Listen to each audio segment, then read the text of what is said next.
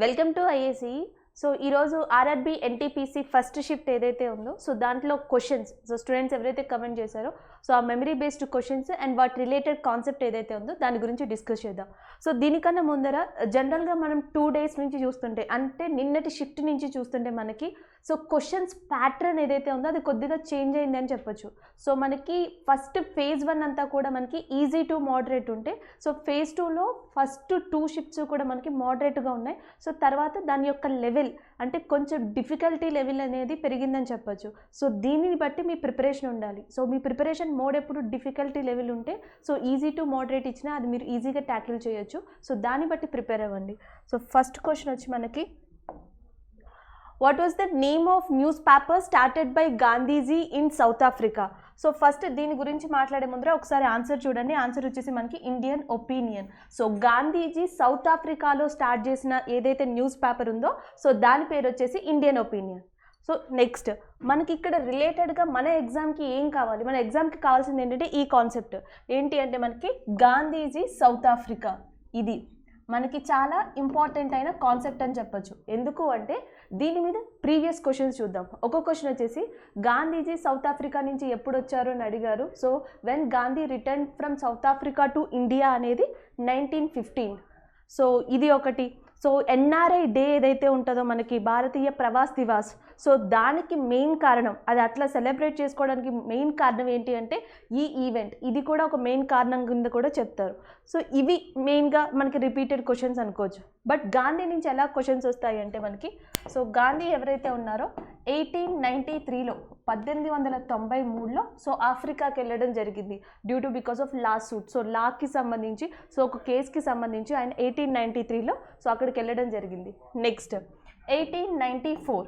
1894లో so ఆయన దేన్ని స్థాపించారు అంటే natal Indian Congress. So natal Indian కాంగ్రెస్ని 1894లో స్థాపించారు. సో దీన్ని ప్రజల్లోకి తీసుకెళ్ళడానికి సౌత్ ఆఫ్రికాలో ఈయన స్టార్ట్ చేసిన న్యూస్ పేపర్ ఏంటి అంటే మనకి ఇండియన్ ఒపీనియన్.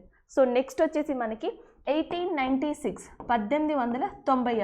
సో 1896లో గాంధీ ఎవరైతే ఉన్నారో సో ఆఫ్రికాలో సౌత్ ఆఫ్రికాలో సో పాపులర్ అవడం అనేది ఎప్పుడు స్టార్ట్ అయింది అంటే 1896 నుంచి సో పాపులర్ అవడం అనేది స్టార్ట్ అయింది. అంటే గాంధీ ఎవరు, సో ఎవరి కోసం ఈయన పాటుపడుతున్నారు, సో ఎవరికి ఎగ్నెస్ట్గా ఈయన స్పీచెస్ని అయితే ఏదైతే ఉన్నాయో సో అవి ఇస్తున్నారు. ఇవన్నీ గాంధీ గురించి తెలిసింది ఎప్పుడు సౌత్ ఆఫ్రికాలో అంటే 1896 ఆ ప్రాంతంలో. సో తర్వాత మనకి 1899 ఆ ప్రాంతంలో 1899లో బ్రిటిషర్స్కి గాంధీ గురించి తెలిసింది ఎగ్జాక్ట్గా ఏ ఇయర్లో పర్ఫెక్ట్గా అంటే 1899 అని చెప్పొచ్చు. ఎందుకు అంటే bore war. So bore war వల్ల తెలిసింది అని చెప్పొచ్చు. నెక్స్ట్ మనకి 1911లో సో గాంధీ మళ్ళీ ఇండియాకి రావడం జరిగింది. సో ఇండియాకి వచ్చి ఉన్నారు due to INC sections, Indian National Congress sections ఏవైతే ఉన్నాయో వాటికి సంబంధించి సో ఆ ఇష్యూస్కి సంబంధించి గాంధీ 1911లో ఇండియాకి రావడం జరిగింది. సో అప్పుడే మనకి గోపాలకృష్ణ గోఖలే సో మనకి గోపాలకృష్ణ గోఖలే ఎవరైతే ఉన్నారో సో ఆయన గాంధీని మిగతా ఇండియన్ నేషనల్ కాంగ్రెస్ మెంబర్స్కి పరిచయం చేయడం జరిగింది. ఎక్కడ అంటే 1911 ఐఎన్సీ ఆ టైంలో. సో గోపాలకృష్ణ గోఖలేని ఏమని పిలుస్తారు అంటే మనం పొలిటికల్ గురువు ఆఫ్ మహాత్మా గాంధీ. మహాత్మా గాంధీకి రాజకీయ గురువుగా అని ఎవరిని పిలుస్తారు అంటే గోపాలకృష్ణ గోఖలే. సో తర్వాత మళ్ళీ గాంధీ ఆఫ్రికాకి రిటర్న్ అవ్వడం జరిగింది. సో కంప్లీట్గా ఆయన ఆఫ్రికా నుండి ఇండియాకి ఎప్పుడు వచ్చారంటే 1915లో. సో 1915లో వచ్చిన తర్వాత సో మొట్టమొదటిగా ఈయన చేసిన పని ఏంటి అంటే సబర్మతి ఆశ్రమాన్ని డెవలప్ చేయడం. సో సబర్మతి ఆశ్రమాన్ని డెవలప్ చేశారు. ఎక్కడ ఉంది అంటే ప్రజెంట్ గుజరాత్లో. దాని తర్వాత ఈయన చేపట్టిన ఉద్యమం పేరు ఏంటంటే చాంపరన్ సత్యాగ్రహ. సో ఈ చాంపరన్ సత్యాగ్రహ ఎక్కడ జరిగింది అంటే బీహార్లో. సో దేని గురించి అంటే నీలిమందు గురించి. సో ఏ ఫార్మర్ ముందుగా ఈయనకి ఇన్ఫర్మేషన్ ఇచ్చారు, ఈ బాధ గురించి తెలియజేశారు, ఈ ఇష్యూ గురించి తెలియజేశారు అంటే రాజ్ కుమార్ శుక్లా.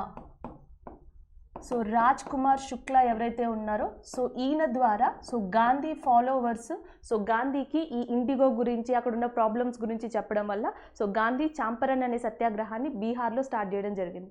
సో దాని తర్వాత ఈయన ఏం చేశారు అంటే అహ్మదాబాద్ స్ట్రైక్, సో మనకి 1920లో సహాయ నిరాకరణ ఉద్యమం, quit India movement, Dandi Satyagraha and round table conferences ఇవన్నీ నిర్వహించడం జరిగింది. ఇవి గాంధీ గురించి మెయిన్ థింగ్. సో గాంధీ గురించి ఇంకొక 2 ఇంపార్టెంట్ ఏంటంటే ఆయన యొక్క బిరుదు ఏంటి అంటే కైజర్ ఏ హింద్. సో బ్రిటిషర్స్ ఇచ్చారు. రెండోది ఇండియన్ ఒపీనియన్తో పాటు ఆయన ఇంకే పత్రికల్ని స్టార్ట్ చేశారు అంటే మనకి యంగ్ ఇండియా. యంగ్ ఇండియా అనే పత్రికను కూడా స్టార్ట్ చేసింది ఎవరు అంటే మనకి గాంధీని. సో దానితో పాటు ఇంకొకటి వచ్చేసి హరిజన్. సో ఆల్రెడీ మనకి ఇండియన్ ఒపీనియన్ గురించి అడిగారు కాబట్టి సో నెక్స్ట్ దేని గురించి అడిగే ఛాన్సెస్ ఉన్నాయంటే ఒకటి హరిజన్ గురించి అడగచ్చు, రెండోది వచ్చేసి యంగ్ ఇండియా అడగచ్చు, మూడోది వచ్చేసి గాంధీ ఏ యుద్ధం వల్ల తెలిసారు అంటే బోయర్ వార్ గురించి అడగచ్చు. చాంపరన్ ఇప్పటికే 2-3 సార్లు అడుగున్నారు కాబట్టి సో ఈ ఫార్మర్ పేరు రాజ్ కుమార్ శుక్లా ఎవరైతే ఉన్నారో ఈయన ఏ ఉద్యమంలో భాగస్థుడు, ఏ ఉద్యమానికి సంబంధించిన వాడు అని అడగచ్చు. సో ఇలాంటి క్వశ్చన్స్ ఎక్కువగా గుర్తుపెట్టుకోండి. అట్లనే మనకి Gopal Krishna Gokhale who is a political guru of Gandhi. So ఈ క్వశ్చన్స్ మనం ఎక్కువగా గుర్తుపెట్టుకోవాల్సిన నీడ్ అయితే ఉంది. సో ద నెక్స్ట్ వచ్చేసి what was the movement started by the Gandhi after returning from South Africa. So South Africa నుంచి తిరిగి రాగానే సో గాంధీ ఏ మూమెంట్ని స్టార్ట్ చేశారని అడిగారు. సో అందుకే గాంధీ గురించి మీకు కంప్లీట్గా నేను ఎక్స్ప్లెయిన్ చేశాను. ఎన్టీపీసీ స్టాండర్డ్ లెవెల్లో సో మోడరేట్ టు డిఫికల్ట్, అది ఈజీ మోడరేట్ డిఫికల్ట్ మీరు ఏదైనా ఏ పేపర్ అయినా తీసుకోండి. సో గాంధీ గురించి మ్యాక్సిమం ఈ క్వశ్చన్సే ఉంటాయి. సో మనకి truth of experiments, my experiments ఏదైతే ఉందో గాంధీ యొక్క ఆటోబయోగ్రఫీ, సో దాన్ని అడుగుతారు. గాంధీ ఏ ఇయర్లో చనిపోయారని అడుగుతారు, 1948 బికాస్ ఆఫ్ గాడ్సే. సో ఆయన చనిపోవడం జరిగింది. ఇలాంటి క్వశ్చన్స్ అడిగే ఛాన్సెస్ ఉంటాయి. గాంధీ యొక్క స్మారక భవనాన్ని ఏమని పిలుస్తారు అని అడుగుతారు, రాజ్ఘాట్.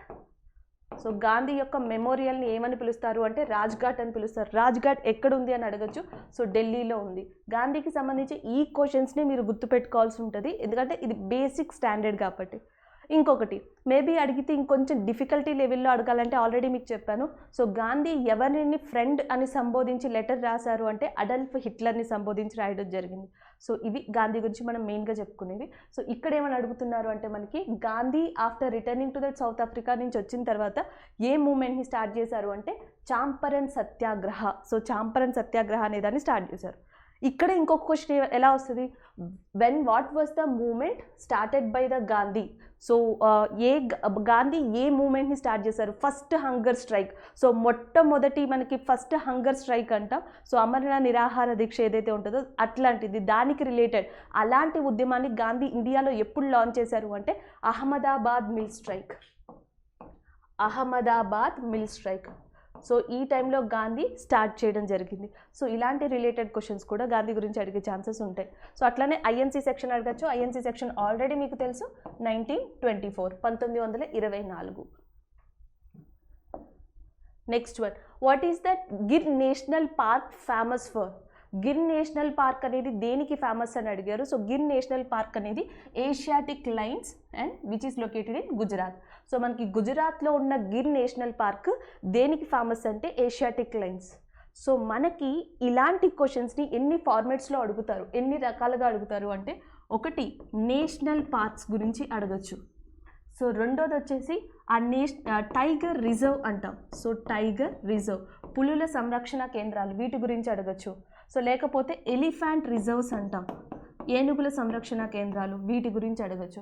లేదా స్పెసిఫిక్ యానిమల్ ప్లేస్, ఒక పర్టిక్యులర్ యానిమల్ ఇచ్చేసి అది ఎక్కడ ఉంటుంది, ఏ పార్క్లో ఉంటుంది, ఇలాంటి క్వశ్చన్స్ అడగచ్చు. So questions moderate to difficult, అది ఈజీ అయినా డిఫికల్ట్ అయినా ఈ 4 ఫార్మాట్స్లో ఎగ్జామ్లో అడగడం జరుగుతుంది. సో ఫస్ట్ ఇక్కడ మనకి ఏ ఫార్మాట్లో అడిగారు అంటే మనకి గిర్ నేషనల్ పార్క్ దేనికి సంబంధించింది. సో నేషనల్ పార్క్ రిలేటెడ్ అడిగారు, Asiatic lines in Gujarat. So అట్లానే మనకి భారతదేశంలో ఈ ఏషియాటిక్ లైన్స్ ఏవైతే ఉంటాయో సో ఇవి ఈ ప్లేస్లోనే ప్రత్యేకంగా ఉండడం వల్ల 2019లో సో ఏం స్టార్ట్ చేశారంటే మనకి Asiatic lines project in India. So మనకి ఆసియా సింహాల ప్రాజెక్ట్ అనేది 2019లో ఎక్కడ స్టార్ట్ అయింది అంటే మనకి గుజరాత్లో స్టార్ట్ అయింది. సో ఇలాంటి క్వశ్చన్స్ అడిగే ఛాన్సెస్ ఉంటాయి. లేకపోతే ఇక్కడి నుంచి ఎట్లాంటి క్వశ్చన్స్ వస్తాయంటే ఎగ్జాంపుల్కి red panda. So red panda అనేది భారతదేశంలో ఏ ప్రాంతంలో లభిస్తుంది, ఏ ప్రాంతంలో ఉంటుంది అని అడుగుతారు. ఆప్షన్స్లో మనకి హిమాలయాస్ అని ఉంటుంది, నెక్స్ట్ వచ్చేసి తూర్పు కనుమలు, పశ్చిమ కనుమలు అని ఉంటుంది, అండమాన్ అండ్ నికోబార్ అని ఉంటుంది, సో లేకపోతే సెంట్రల్ ఇండియా, మధ్య భారతదేశం అని ఉంటుంది. సో మనకి నార్త్ ఇండియా అంటే హిమాలయాలు, ముఖ్యంగా ఈశాన్యం నార్త్ ఈస్ట్ స్టేట్స్ ఏవైతే ఉన్నాయో నార్త్ ఈస్ట్ స్టేట్స్లో కనిపించే యానిమల్ ఏదంటే రెడ్ పాండా. సో అట్లనే మనకి వన్ హార్న్ రైనోసర్. సో ఇది కూడా ఎక్కడ కనిపిస్తుంది అంటే నార్త్ ఈస్ట్ స్టేట్స్ ఆఫ్ ఇండియాలో కనిపిస్తుంది. సో ఇలాంటి క్వశ్చన్స్ యానిమల్ రిలేటెడ్ అడగచ్చు. లేదా సో డైరెక్ట్గా అడగాలంటే మనకి క్వశ్చన్స్ ఎక్కడి నుంచి అడుగుతారు అంటే నేషనల్ పార్క్స్ నుంచి కూడా క్వశ్చన్స్ అడిగే ఛాన్సెస్ ఉంటాయి. సో నేషనల్ పార్క్స్ నుంచి క్వశ్చన్స్ ఎలా వస్తాయి? ఫర్ ఎగ్జాంపుల్ మహారాష్ట్రలో మనకున్న నేషనల్ పార్క్ వచ్చి Sanjay Gandhi national park. So మనకి సంజయ్ గాంధీ నేషనల్ పార్క్ అనేది మహారాష్ట్రలో ఉంది. సో దీని మీద క్వశ్చన్ ఎట్లా ఫామ్ అవుతుంది అంటే recently last captive white tiger, దాని పేరు వచ్చేసి Bajirao. So last captive white tiger ఏదైతే ఉందో బాజీరావ్, సో అది చనిపోయింది. అది ఏ నేషనల్ పార్క్కి సంబంధించింది అని అడుగుతారు. సంజయ్ గాంధీ నేషనల్ పార్క్ లేదా సంజయ్ గాంధీ నేషనల్ పార్క్లో ఉన్న బాజీరావ్ అనేది వైట్ యానిమల్ చనిపోయింది, వైట్ టైగర్. సో అది ఏ స్టేట్లో జరిగింది, ఏ స్టేట్లో ఉంది అని అడుగుతారు. సో ఆన్సర్ వచ్చేసి మహారాష్ట్ర. సో గోవా వచ్చేటప్పటికి ఇంపార్టెంట్గా మనకున్న one of the national park ఏది అంటే భగవాన్ మహావీర్. సో మనకి భగవాన్ మహావీర్ అనేది గోవాలో ఇంపార్టెంట్ నేషనల్ పార్క్గా చెప్పచ్చు. సో నెక్స్ట్ వచ్చేసి మనకి కర్ణాటక. సో కర్ణాటక వచ్చేటప్పటికి 2 నేషనల్ పార్క్స్ అనేవి మనకి చాలా ఇంపార్టెంట్. ఒకటి వచ్చేసి బాందీపూర్, ఇంకొకటి వచ్చేసి బన్నేర్ఘట్. ఒకటి బాందీపూర్, రెండోది బన్నేర్ఘట్. సో మనకి బన్నేర్ఘట్ నేషనల్ పార్క్ ఏదైతే ఉందో, సో భారతదేశంలో అతిపెద్ద సీతాకోక చిలుకల కేంద్రం ఎక్కడ ఉంది అంటే బన్నేర్ఘట్లో. నెక్స్ట్ మనకి ఈ కర్ణాటక నేషనల్ పార్క్లో ఏదైతే ఒక టైగర్ కబ్, పులిపిల్ల అంటాం కదా, tiger cub. So tiger cub పుట్టిందో 2019లో 2019లో. సో మనకి ఏదైతే టైగర్ కబ్ పులిపిల్ల పుట్టిందో కర్ణాటక నేషనల్ పార్క్లో, దానికి ఎవరి పేరు పెట్టారు అంటే Indian athletic Hima Das. So మనకి హిమా దాస్ ఎవరైతే ఉన్నారో ఆమె పేరుని సో కర్ణాటకలోని నేషనల్ పార్క్లో పుట్టిన ఒక పులి పిల్లకి పెట్టడం జరిగింది. సో ఇలాంటి క్వశ్చన్స్ ఏమన్నా కరెంట్ అఫైర్స్ రిలేటెడ్ అడగచ్చు. లేదా కేరళ వచ్చేటప్పటికి ఇంపార్టెంట్ నేషనల్ పార్క్ ఏది అంటే silent valley. So silent valley national park కేరళలో ఫేమస్ అని చెప్పొచ్చు. సో నెక్స్ట్ వచ్చేటప్పటికి తమిళనాడు. సో తమిళనాడులో Mukurthi national park. So Tamil Nadu వచ్చేటప్పటికి ముకుర్తి నేషనల్ పార్క్, ఇంకొకటి మధుమలై నేషనల్ పార్క్. సో ఇవి కూడా మనకి తమిళనాడులో ఇంపార్టెంట్ నేషనల్ పార్క్స్ అని చెప్పొచ్చు. సో ఆంధ్రప్రదేశ్ వచ్చేటప్పటికి మీరు గుర్తుపెట్టుకోవాల్సింది దేని అంటే SVS, Shri Venkateswara national park. ఆంధ్రప్రదేశ్లో కూడా ఇంపార్టెంట్ నేషనల్ పార్క్స్ ఉన్నాయి, బట్ ఇట్లా Shri Venkateswara national park important అని చెప్పొచ్చు. అట్లనే మనకి ఒడిస్సా వచ్చేటప్పటికి ఇంపార్టెంట్ ఏది అంటే సిమ్లీపల్ నేషనల్ పార్క్. సో అట్లానే వెస్ట్ బెంగాల్లో మనకి సుందర్బన్స్ నేషనల్ పార్క్ ఉంది, పద్మజా నాయుడు నేషనల్ పార్క్ ఉంది. సో మీరు డైలీ ఒక 5 to 10 నేషనల్ పార్క్స్ని కనుక ప్రాక్టీస్ చేస్తే సో ఇలాంటి క్వశ్చన్స్ అడిగినప్పుడు for example Similipal national park is located in which of the following state in India, ఈ క్రింది వాటిలో సిమ్లీపల్ అనే నేషనల్ పార్క్ ఏ స్టేట్లో ఉంది. సో మీరు ఈజీగా ఆన్సర్ ఒడిస్సా అని పెట్టచ్చు. లేకపోతే ముకుర్తి నేషనల్ పార్క్ ఎక్కడుంది అని అడుగుతారు, Tamil Nadu. Silent valley national park అనేది ఏ సౌత్ ఇండియన్ స్టేట్లో ఉంది అని అడుగుతారు, that is a Kerala. So ఇలాంటి క్వశ్చన్స్ అడిగే ఛాన్సెస్ ఉంది. లేదా ఇంకొంచెం డిఫరెంట్గా అడగాలి అనుకుంటే సో మనకి మానస్ నేషనల్ పార్క్ ఏదైతే ఉందో, సో మానస్ నేషనల్ పార్క్ అనేది మనకి అస్సాంలో ఉంది. So Manas national park is in Assam. దీని స్పెషాలిటీ ఏంటంటే ఇది national park, biosphere, tiger reserve. So biosphere and national park and as well as a UNESCO ఏదైతే ఉందో, so UNESCO one of the natural heritage సైట్గా దేన్ని గుర్తించింది అస్సాంలో అంటే మానస్ని గుర్తించింది. ఈ మూడింటి మీద ఏ క్వశ్చన్ పడినా అస్సాంకి సంబంధించి ఆన్సర్ మీరు మానస్ అని పెట్టచ్చు. సో ఇలాంటి రిలేటెడ్ క్వశ్చన్స్ కూడా అడిగే ఛాన్సెస్ ఉంటాయి. So the next one,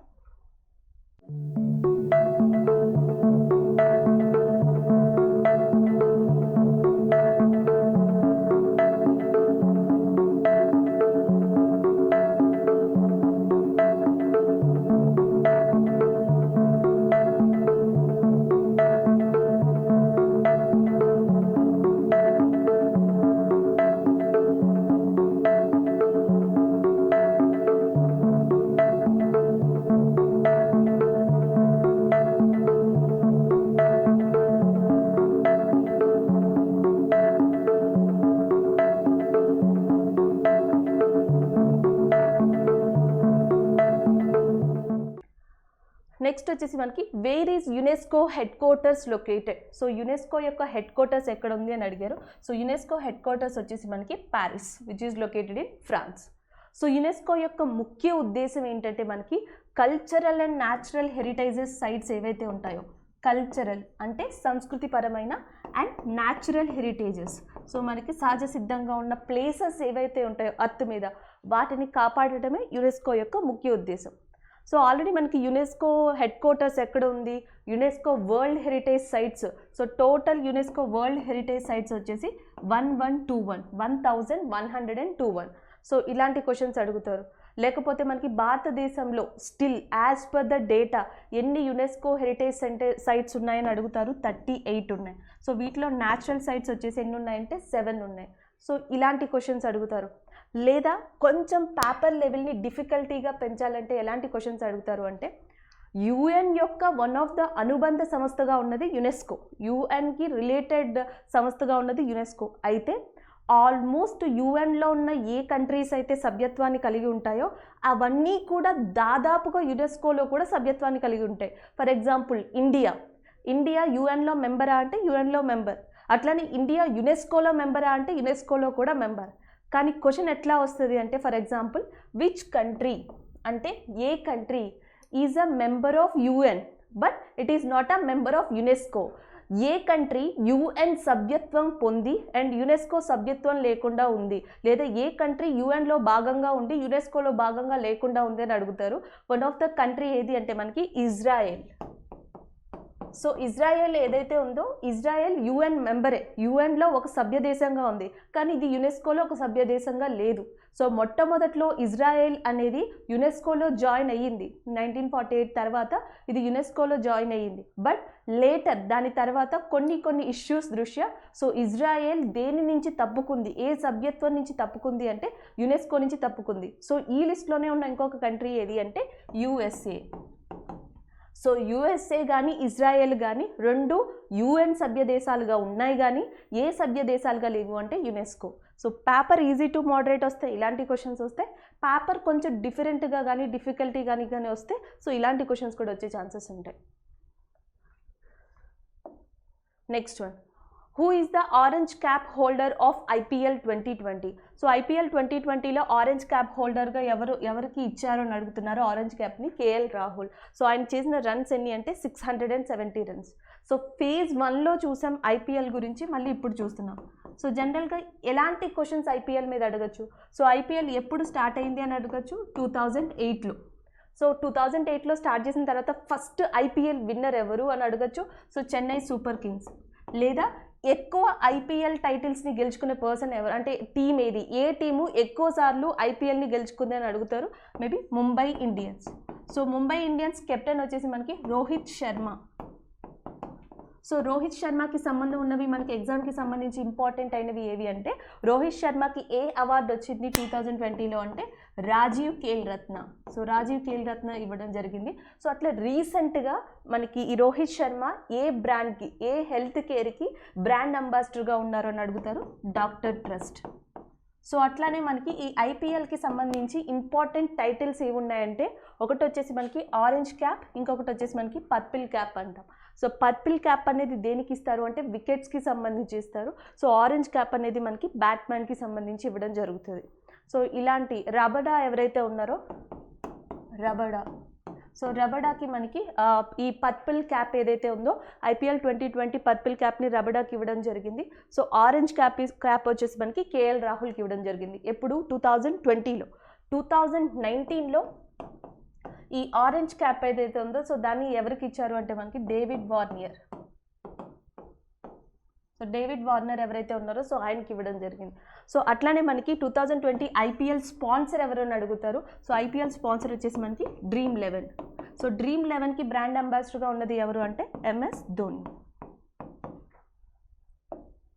next one, what is the Ujjwal Yojana related? So Ujjwal Yojana అనేది దేనికి రిలేటెడ్ అని అడుగుతున్నారు, LPG connections. So LPG gas connections ఏవైతే ఉన్నాయో సో దానికి ఉజ్వల్ యోజన అనేది లింకప్ అయి ఉంది.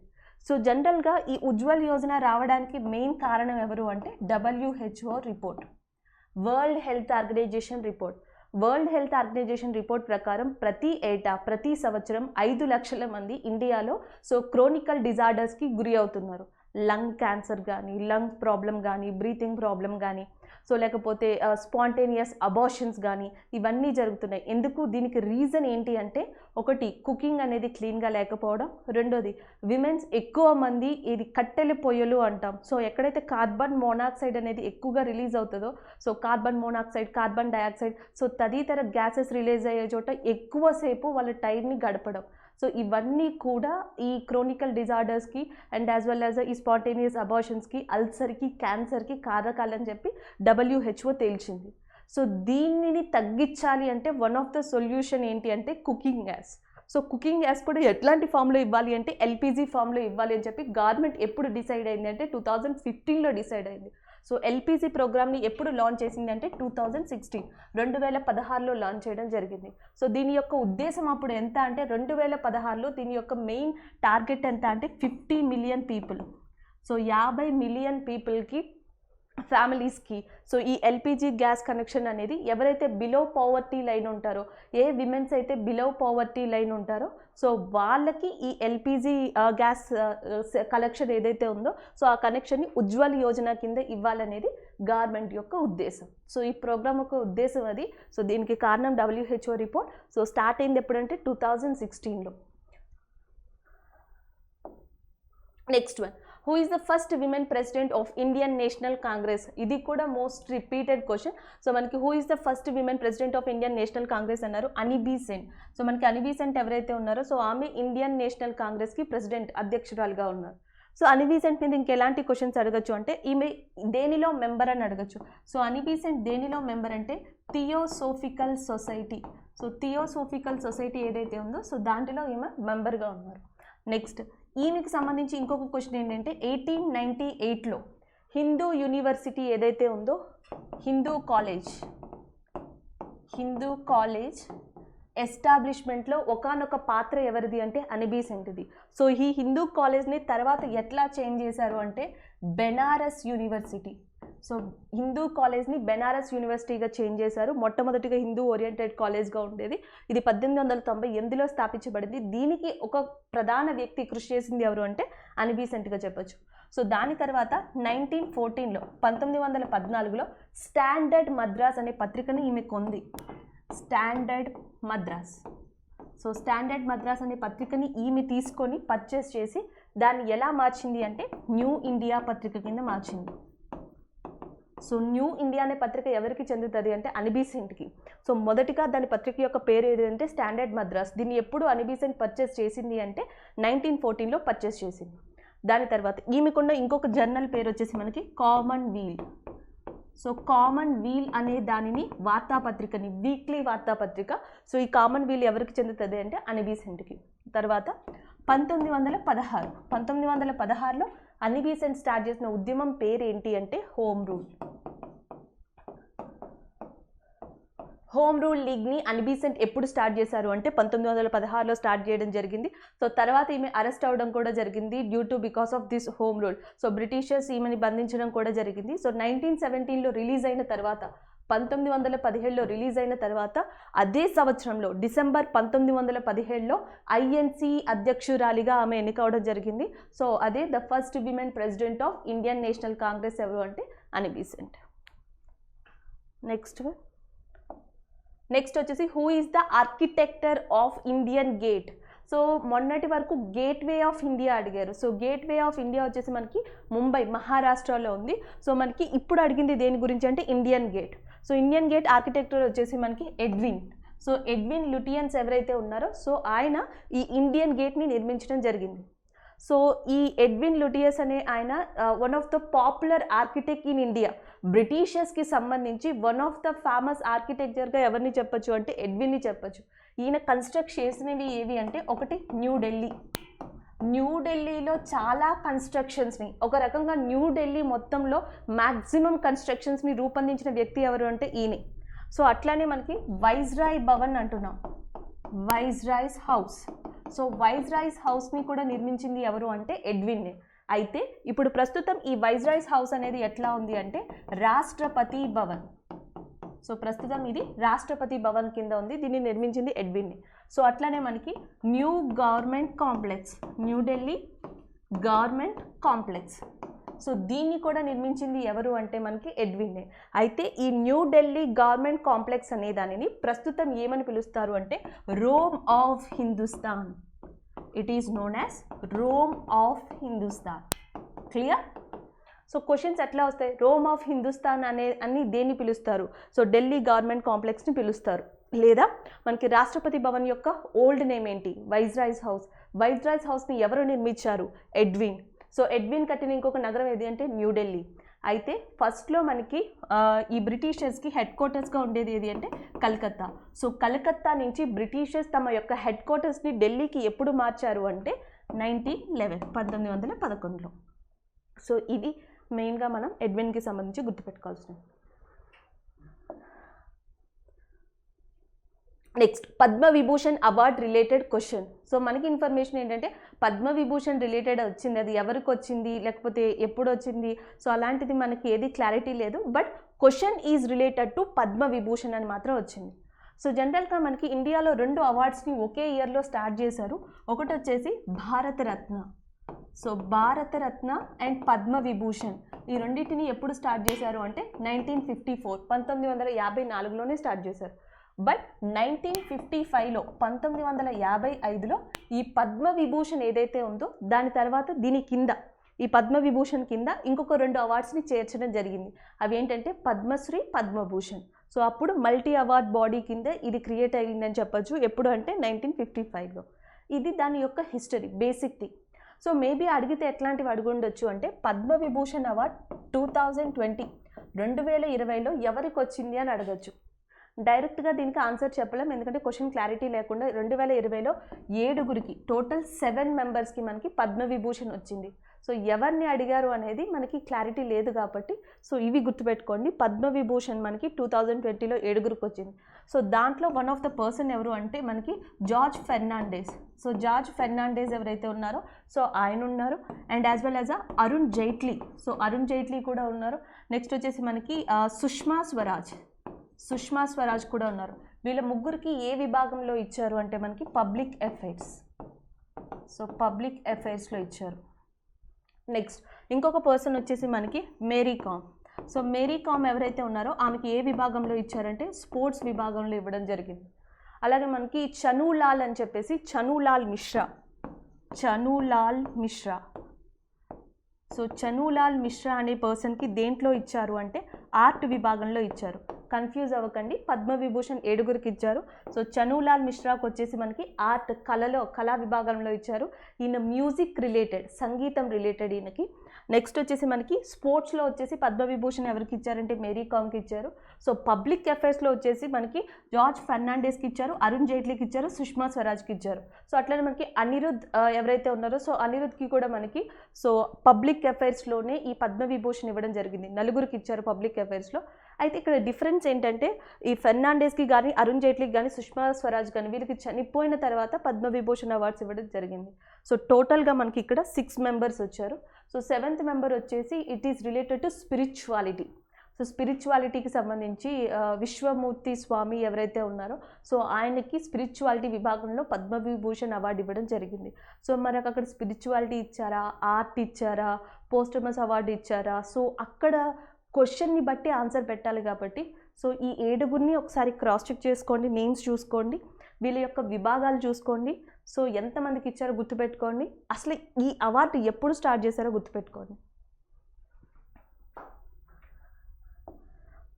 Next, who won the Nobel prize in 2007? So Nobel peace prize శాంతి బహుమతి ఏదైతే ఉందో సో 2007లో ఎవరికి వచ్చింది అని అడిగారు. సో 2007లో మనకి ఏఎల్ గోర్, యుఎస్కి చెందిన ఏఎల్ గోర్ ఎవరైతే ఉన్నారో సో ఈయనకి 2007లో నోబెల్ పీస్ ప్రైజ్ వచ్చింది.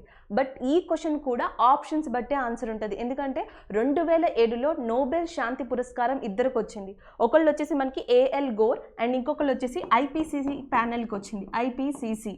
సో మనకి inter panel for climate change. So climate చేంజ్కి సంబంధించి so inter panel climate change ఏదైతే ఉందో దానికి అండ్ ఏఎల్ గోరేకి వీళ్ళిద్దరికీ కూడా ఇది యుఎన్ రిలేటెడ్, యుఎన్ అనుబంధ సంస్థ, ఇది యుఎస్ఏ, ఈయన యుఎస్ఏ కంట్రీకి సంబంధించిన ఆయన. సో వీళ్ళిద్దరికీ కూడా 2007లో సో నోబెల్ పీస్ ప్రైజ్ అనేది రావడం జరిగింది. సో 3 సార్లు నోబెల్ పీస్ ప్రైజ్ అనేది ఎవరికి వచ్చిందంటే red cross international committee of Red cross ICRC.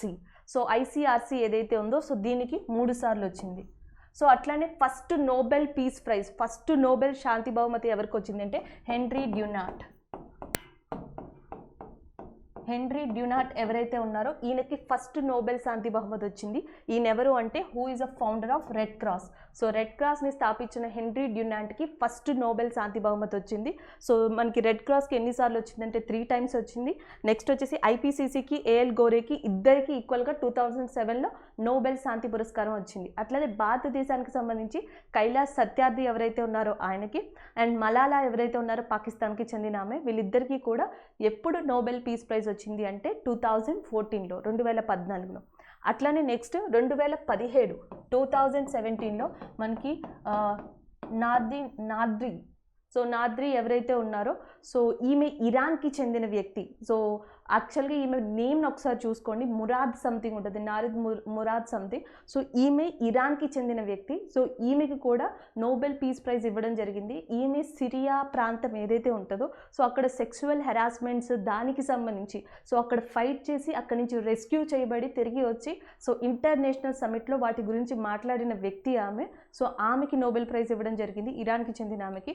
Next వచ్చేసి మనకి 2019 సో 2019. సో 2019లో ఈ నోబెల్ పీస్ ప్రైజ్ అనేది ఎవరికి ఇచ్చారు అంటే అబే అహ్మద్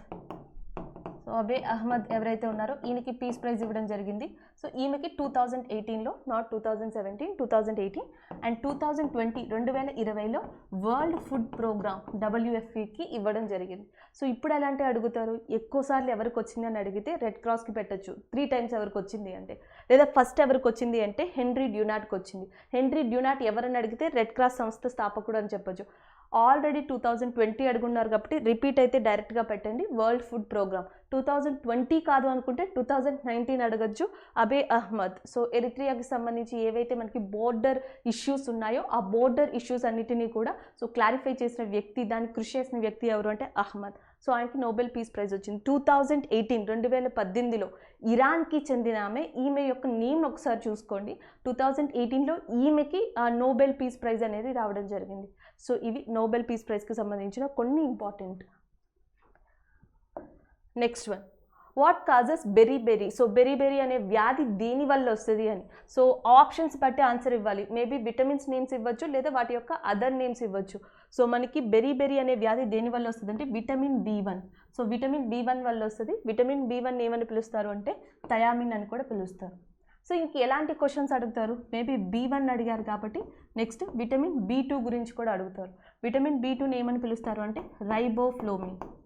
సో రైబోఫ్లోమిన్ అని చెప్పేసి దేన్ని పిలుస్తారు అంటే విటమిన్ B2ని పిలుస్తారు. సో స్కిన్ రిలేటెడ్ ఏవైతే ఉంటాయో సో దానికి సంబంధించి సో డిసీజెస్ ఏవైతే ఉంటాయో సో B2 లోపం వల్ల వస్తాయి. సో అట్లానే నెక్స్ట్ వచ్చేసి మనకి B12 అంటున్నాం. సో B12 వచ్చేసి సైనాకోబాలమిన్ అంటాం. విటమిన్ B12ని సైనాకోబాలమిన్ అంటాం. సో దీనివల్ల వచ్చే వ్యాధి ఏదంటే రక్తహీనత, తీవ్ర రక్తహీనత అనేది దేని వల్ల వస్తుంది అంటే విటమిన్ B12 వల్ల వస్తుంది. విటమిన్ C వల్ల వచ్చే వ్యాధి ఏది అంటే స్కర్వీ అనే వ్యాధి వస్తుంది. విటమిన్ D వల్ల ఏ వ్యాధి వస్తుంది అంటే రికెట్స్ అనే వ్యాధి వస్తుంది. సో అట్లానే మనకి విటమిన్ A వల్ల నైట్ బ్లైండ్నెస్, రే చీకటి అనేది దేని వల్ల వస్తుంది అంటే విటమిన్ A వల్ల వస్తుంది. సో విటమిన్ Aని ఇంకేమని పిలవచ్చు అంటే రెటినాల్. దీన్ని రెటినాల్ అని పిలవచ్చు. దీని లోపం వల్ల రే చీకటి అనేది వస్తుంది. దీన్ని బ్యూటీ విటమిన్ అని పిలుస్తారని అడుగుతారు. సో విటమిన్ ఈని బ్యూటీ విటమిన్ అని పిలుస్తారు. దేన్ని ఫ్రీ విటమిన్ అని పిలుస్తారు అంటే విటమిన్ D. ఇది సూర్యరశ్మి వల్ల వస్తుంది కాబట్టి దీన్ని ఫ్రీ విటమిన్ అని కూడా పిలుస్తారు. సో ఇలాంటి రిలేటెడ్ క్వశ్చన్స్ ఏవైతే ఉన్నాయో సో దాన్ని ఒకసారి రివైజ్ చేసుకోండి. Next one, who discovered blood group. So blood గ్రూప్ని కనుక్కున్నది ఎవరని అడిగారు. సో మనకి Karl Landsteiner. So Karl Landsteiner ఎవరైతే ఉన్నారో సో ఈయన బ్లడ్ గ్రూప్ని కనుక్కోవడం జరిగింది. సో ఏ ఇయర్లో కనుక్కున్నారు అంటే 1900లో ఈయన కనుక్కోవడం జరిగింది. సో దీని మీద ఇది కనుక్కున్నందుకు గాను ఈయనకి నోబెల్ ప్రైజ్ని కూడా ఇవ్వడం జరిగింది. He got Nobel prize. So Karl ల్యాండ్స్టైనర్కి నోబెల్ ప్రైజ్ ఎందుకు ఇచ్చారు అంటే so he discovered blood group. So next ఇంకెలాంటి క్వశ్చన్స్ అడుగుతారంటే మనకి హ్యూమన్ బాడీ ఏదైతే ఉంటుందో మన యొక్క వెయిట్ ఏదైతే ఉంటుందో మానవుని యొక్క వెయిట్లో బరువులో 7% ఏం బరువు ఉంటుంది అంటే బ్లడ్. సో బ్లడ్ యొక్క వెయిటేజ్ ఎంత హ్యూమన్ బాడీ బరువులో హ్యూమన్ బాడీ వెయిట్లో ఎంత అంటే 7%. నెక్స్ట్ ఇంకా మనకి human body pH value, human blood pH value, మానవుని రక్తం యొక్క pH వాల్యూ ఎంత అని అడుగుతారు 7.35. సో 7.35 అంటాం. సో మానవుని యొక్క బ్లడ్లో అత్యధికంగా ఉండేది ఏది అంటే ప్లాస్మా. సో ప్లాస్మా అనేది అత్యధికంగా ఉంటుంది. సో ఈ ప్లాస్మాలో కూడా క్వశ్చన్స్ ఉంటాయి. ప్లాస్మాలో 90% ఆఫ్ ప్లాస్మా ఏముంటుంది అంటే మనకి వాటర్ ఉంటుంది. సో 90% వచ్చేసి మనకి వాటర్ ఉంటుంది. సో రిమైనింగ్ 7% వచ్చేసి మనకి ప్రోటీన్ ఉంటుంది, ప్రోటీన్. నెక్స్ట్ రిమైనింగ్ పర్సెంట్ ఏదైతే ఉంటుందో 3% అవి ఏముంటాయంటే సాల్ట్, గ్లూకోజ్ ఏవైతే ఉన్నాయో అవి రిమైనింగ్ పర్సెంట్ ఉంటాయి. ముఖ్యంగా 90% నీరు, 7% ప్రోటీన్ అనేది మనకి ప్లాస్మాలో ఉంటుంది. ఇది లిక్విడ్ రూపంలో ఉంటుంది. మానవుని యొక్క రక్తంలో ఎక్కువ భాగం ఏ రూపంలో ఉంటుంది అంటే ప్లాస్మా రూపంలో ఉంటుంది. ఇలాంటివి. నెక్స్ట్ ఇంకెలాంటి క్వశ్చన్స్ అడగచ్చు అంటే మనకి ఆల్రెడీ తెలుసు బ్లడ్ గ్రూప్స్ అనేవి 4. సో ఏబిఓ అంటాం. సో మనకి యూనివర్సల్ డోనర్ అని చెప్పి ఏ బ్లడ్ గ్రూప్ని పిలుస్తారు అంటే O. యూనివర్సల్ రిసీవర్ అని చెప్పి ఏ బ్లడ్ గ్రూప్ని పిలుస్తారు అంటే AB. సో ఇలాంటివి కూడా అడిగే ఛాన్సెస్ ఉన్నాయి. కార్ల్ ల్యాండ్స్టైనర్కి ఎప్పుడు నోబెల్ ప్రైజ్ వచ్చింది? సో హ్యూమన్ యొక్క మానవుని యొక్క రక్తంలో pH వాల్యూ ఎంత? సో లేకపోతే మనకి దేన్ని యూనివర్సల్ డోనర్ అని చెప్పి పిలుస్తారు? సో లేకపోతే మనకి ప్లాస్మాలో 90% ఏ ఉంటుంది? సో నెక్స్ట్ బ్లడ్ రిలేటెడ్ ఇలాంటి క్వశ్చన్స్ కూడా రావచ్చు. Next one, who is the RBI governor? ఇప్పుడు ప్రస్తుతం రిజర్వ్ బ్యాంక్ ఆఫ్ ఇండియా గవర్నర్గా ఎవరున్నారు అని అడుగుతున్నారు. శక్తికాంత్ దాస్. సో శక్తికాంత్ దాస్ ప్రస్తుతం మనకి ఆర్బీఐ గవర్నర్గా ఉన్నారు. So RBI act before independence ఎప్పుడు పాస్ అయింది అంటే 1934. సో 1934లో ఆర్బీఐ యాక్ట్ అనేది పాస్ అవడం వల్ల సో ఆర్బీఐ అనేది 1935లో సో మనకి 1935లో ఆర్బీఐ ఎస్టాబ్లిష్ అయింది. సో అప్పుడు దాని యొక్క హెడ్ క్వార్టర్స్ ఏది అంటే ముంబై. సో ముంబై నుంచి దాని హెడ్ క్వార్టర్స్ ఏది అంటే కలకత్తా. సో కలకత్తా నుంచి దాని హెడ్ క్వార్టర్స్ని ఎక్కడికి మార్చారు అంటే ముంబైకి మార్చారు. సో ఇలాంటి క్వశ్చన్స్ కూడా అడిగే ఛాన్సెస్ ఉన్నాయి. సో శక్తికాంత్ దాస్ కింద ఎంతమంది డిప్యూటీ గవర్నర్స్ ఉంటారు? సో ఆర్బీఐ ప్యానెల్ ఏదైతే ఉంటుందో సో ఆర్బీఐ ప్యానెల్లో ఫస్ట్ వచ్చేసి మనకి గవర్నర్ ఉంటారు. సో గవర్నర్ కింద మనకి డిప్యూటీ గవర్నర్స్ ఉంటారు. సో డిప్యూటీ గవర్నర్స్ ఎంతమంది ఉంటారంటే 4. So 4 deputy governors are there under that governor of RBI. So ఇలాంటి క్వశ్చన్స్ కూడా చూసుకోండి. అట్లానే మనకి demonetisation. So demonetisation after independence ఎన్నిసార్లు జరిగింది అంటే 2 times జరిగింది. Next, who invented computer? So కంప్యూటర్ని కనుగొన్నది ఎవరు అంటే మనకి Charles Babbage. So Charles Babbage ఎవరైతే ఉన్నారో he invented computer. Next one, who developed the C language? So C లాంగ్వేజ్ని డెవలప్ చేసిన పర్సన్ ఎవరు అని అడుగుతున్నారు. So Dennis M Ritchie. So Dennis M Ritchie ఎవరైతే ఉన్నారో so he developed that popular C language. Next one, next question వచ్చేసి మనకి who is the president of Sri Lanka? So ప్రస్తుతం శ్రీలంక యొక్క ప్రెసిడెంట్ ఎవరు అని అడుగుతున్నారు. రాజపక్సే. సో రాజపక్సే ఎవరైతే ఉన్నారో సో ప్రజెంట్ ఈయన శ్రీలంక యొక్క ప్రెసిడెంట్గా ఉన్నారు. సో జనరల్గా ఇప్పటి వరకు మనం ప్రెసిడెంట్స్ గురించి ఎక్కడ క్వశ్చన్స్ చూడలేదు. సో ఇది phase 2లో ఇప్పుడు ఫస్ట్ చూస్తున్నాం. సో ప్రెసిడెంట్స్ గురించి అడుగుతున్నారు కాబట్టి ఇండియాకి దగ్గరలో ఎవరైతే ఉన్నారో ఏ కంట్రీస్ ఏవైతే ఉన్నాయో పాకిస్తాన్ కానీ నేపాల్ కానీ ఎక్కువగా మీరు చూసుకోవాల్సింది ఏది అంటే నేపాల్. ఆల్రెడీ నేపాల్ గురించి అడిగారు మనకి. బాండారీ దేవి ఎవరైతే ఉన్నారో నేపాల్ ప్రెసిడెంట్. సో ఆమెను అడిగారు. సో నేపాల్ తర్వాత మీరు ఎక్కువగా చూసుకోవాల్సింది భూటాన్ అండ్ బంగ్లాదేశ్. నెక్స్ట్ వీటి నుంచి క్వశ్చన్స్ వచ్చే ఛాన్సెస్ ఉన్నాయి. ఆల్రెడీ శ్రీలంక అడిగారు కాబట్టి నేపాల్ ప్రెసిడెంట్, భూటాన్ ప్రెసిడెంట్, బంగ్లాదేశ్ ఈ 3 కూడా ఒకసారి చూసుకోండి.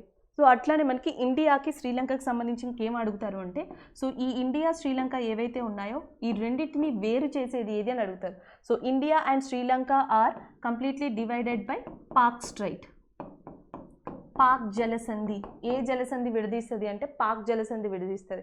అట్లనే ఇంకొంచెం డిఫరెంట్గా క్వశ్చన్ అడగాలి అనుకుంటే మీరు నార్మల్గా చూస్తే మనకి శ్రీలంక కింద అంటే సౌత్ పార్ట్ ఆఫ్ శ్రీలంకలో మనకి ఏది ఉంటుందంటే ఇండియన్ ఓషన్.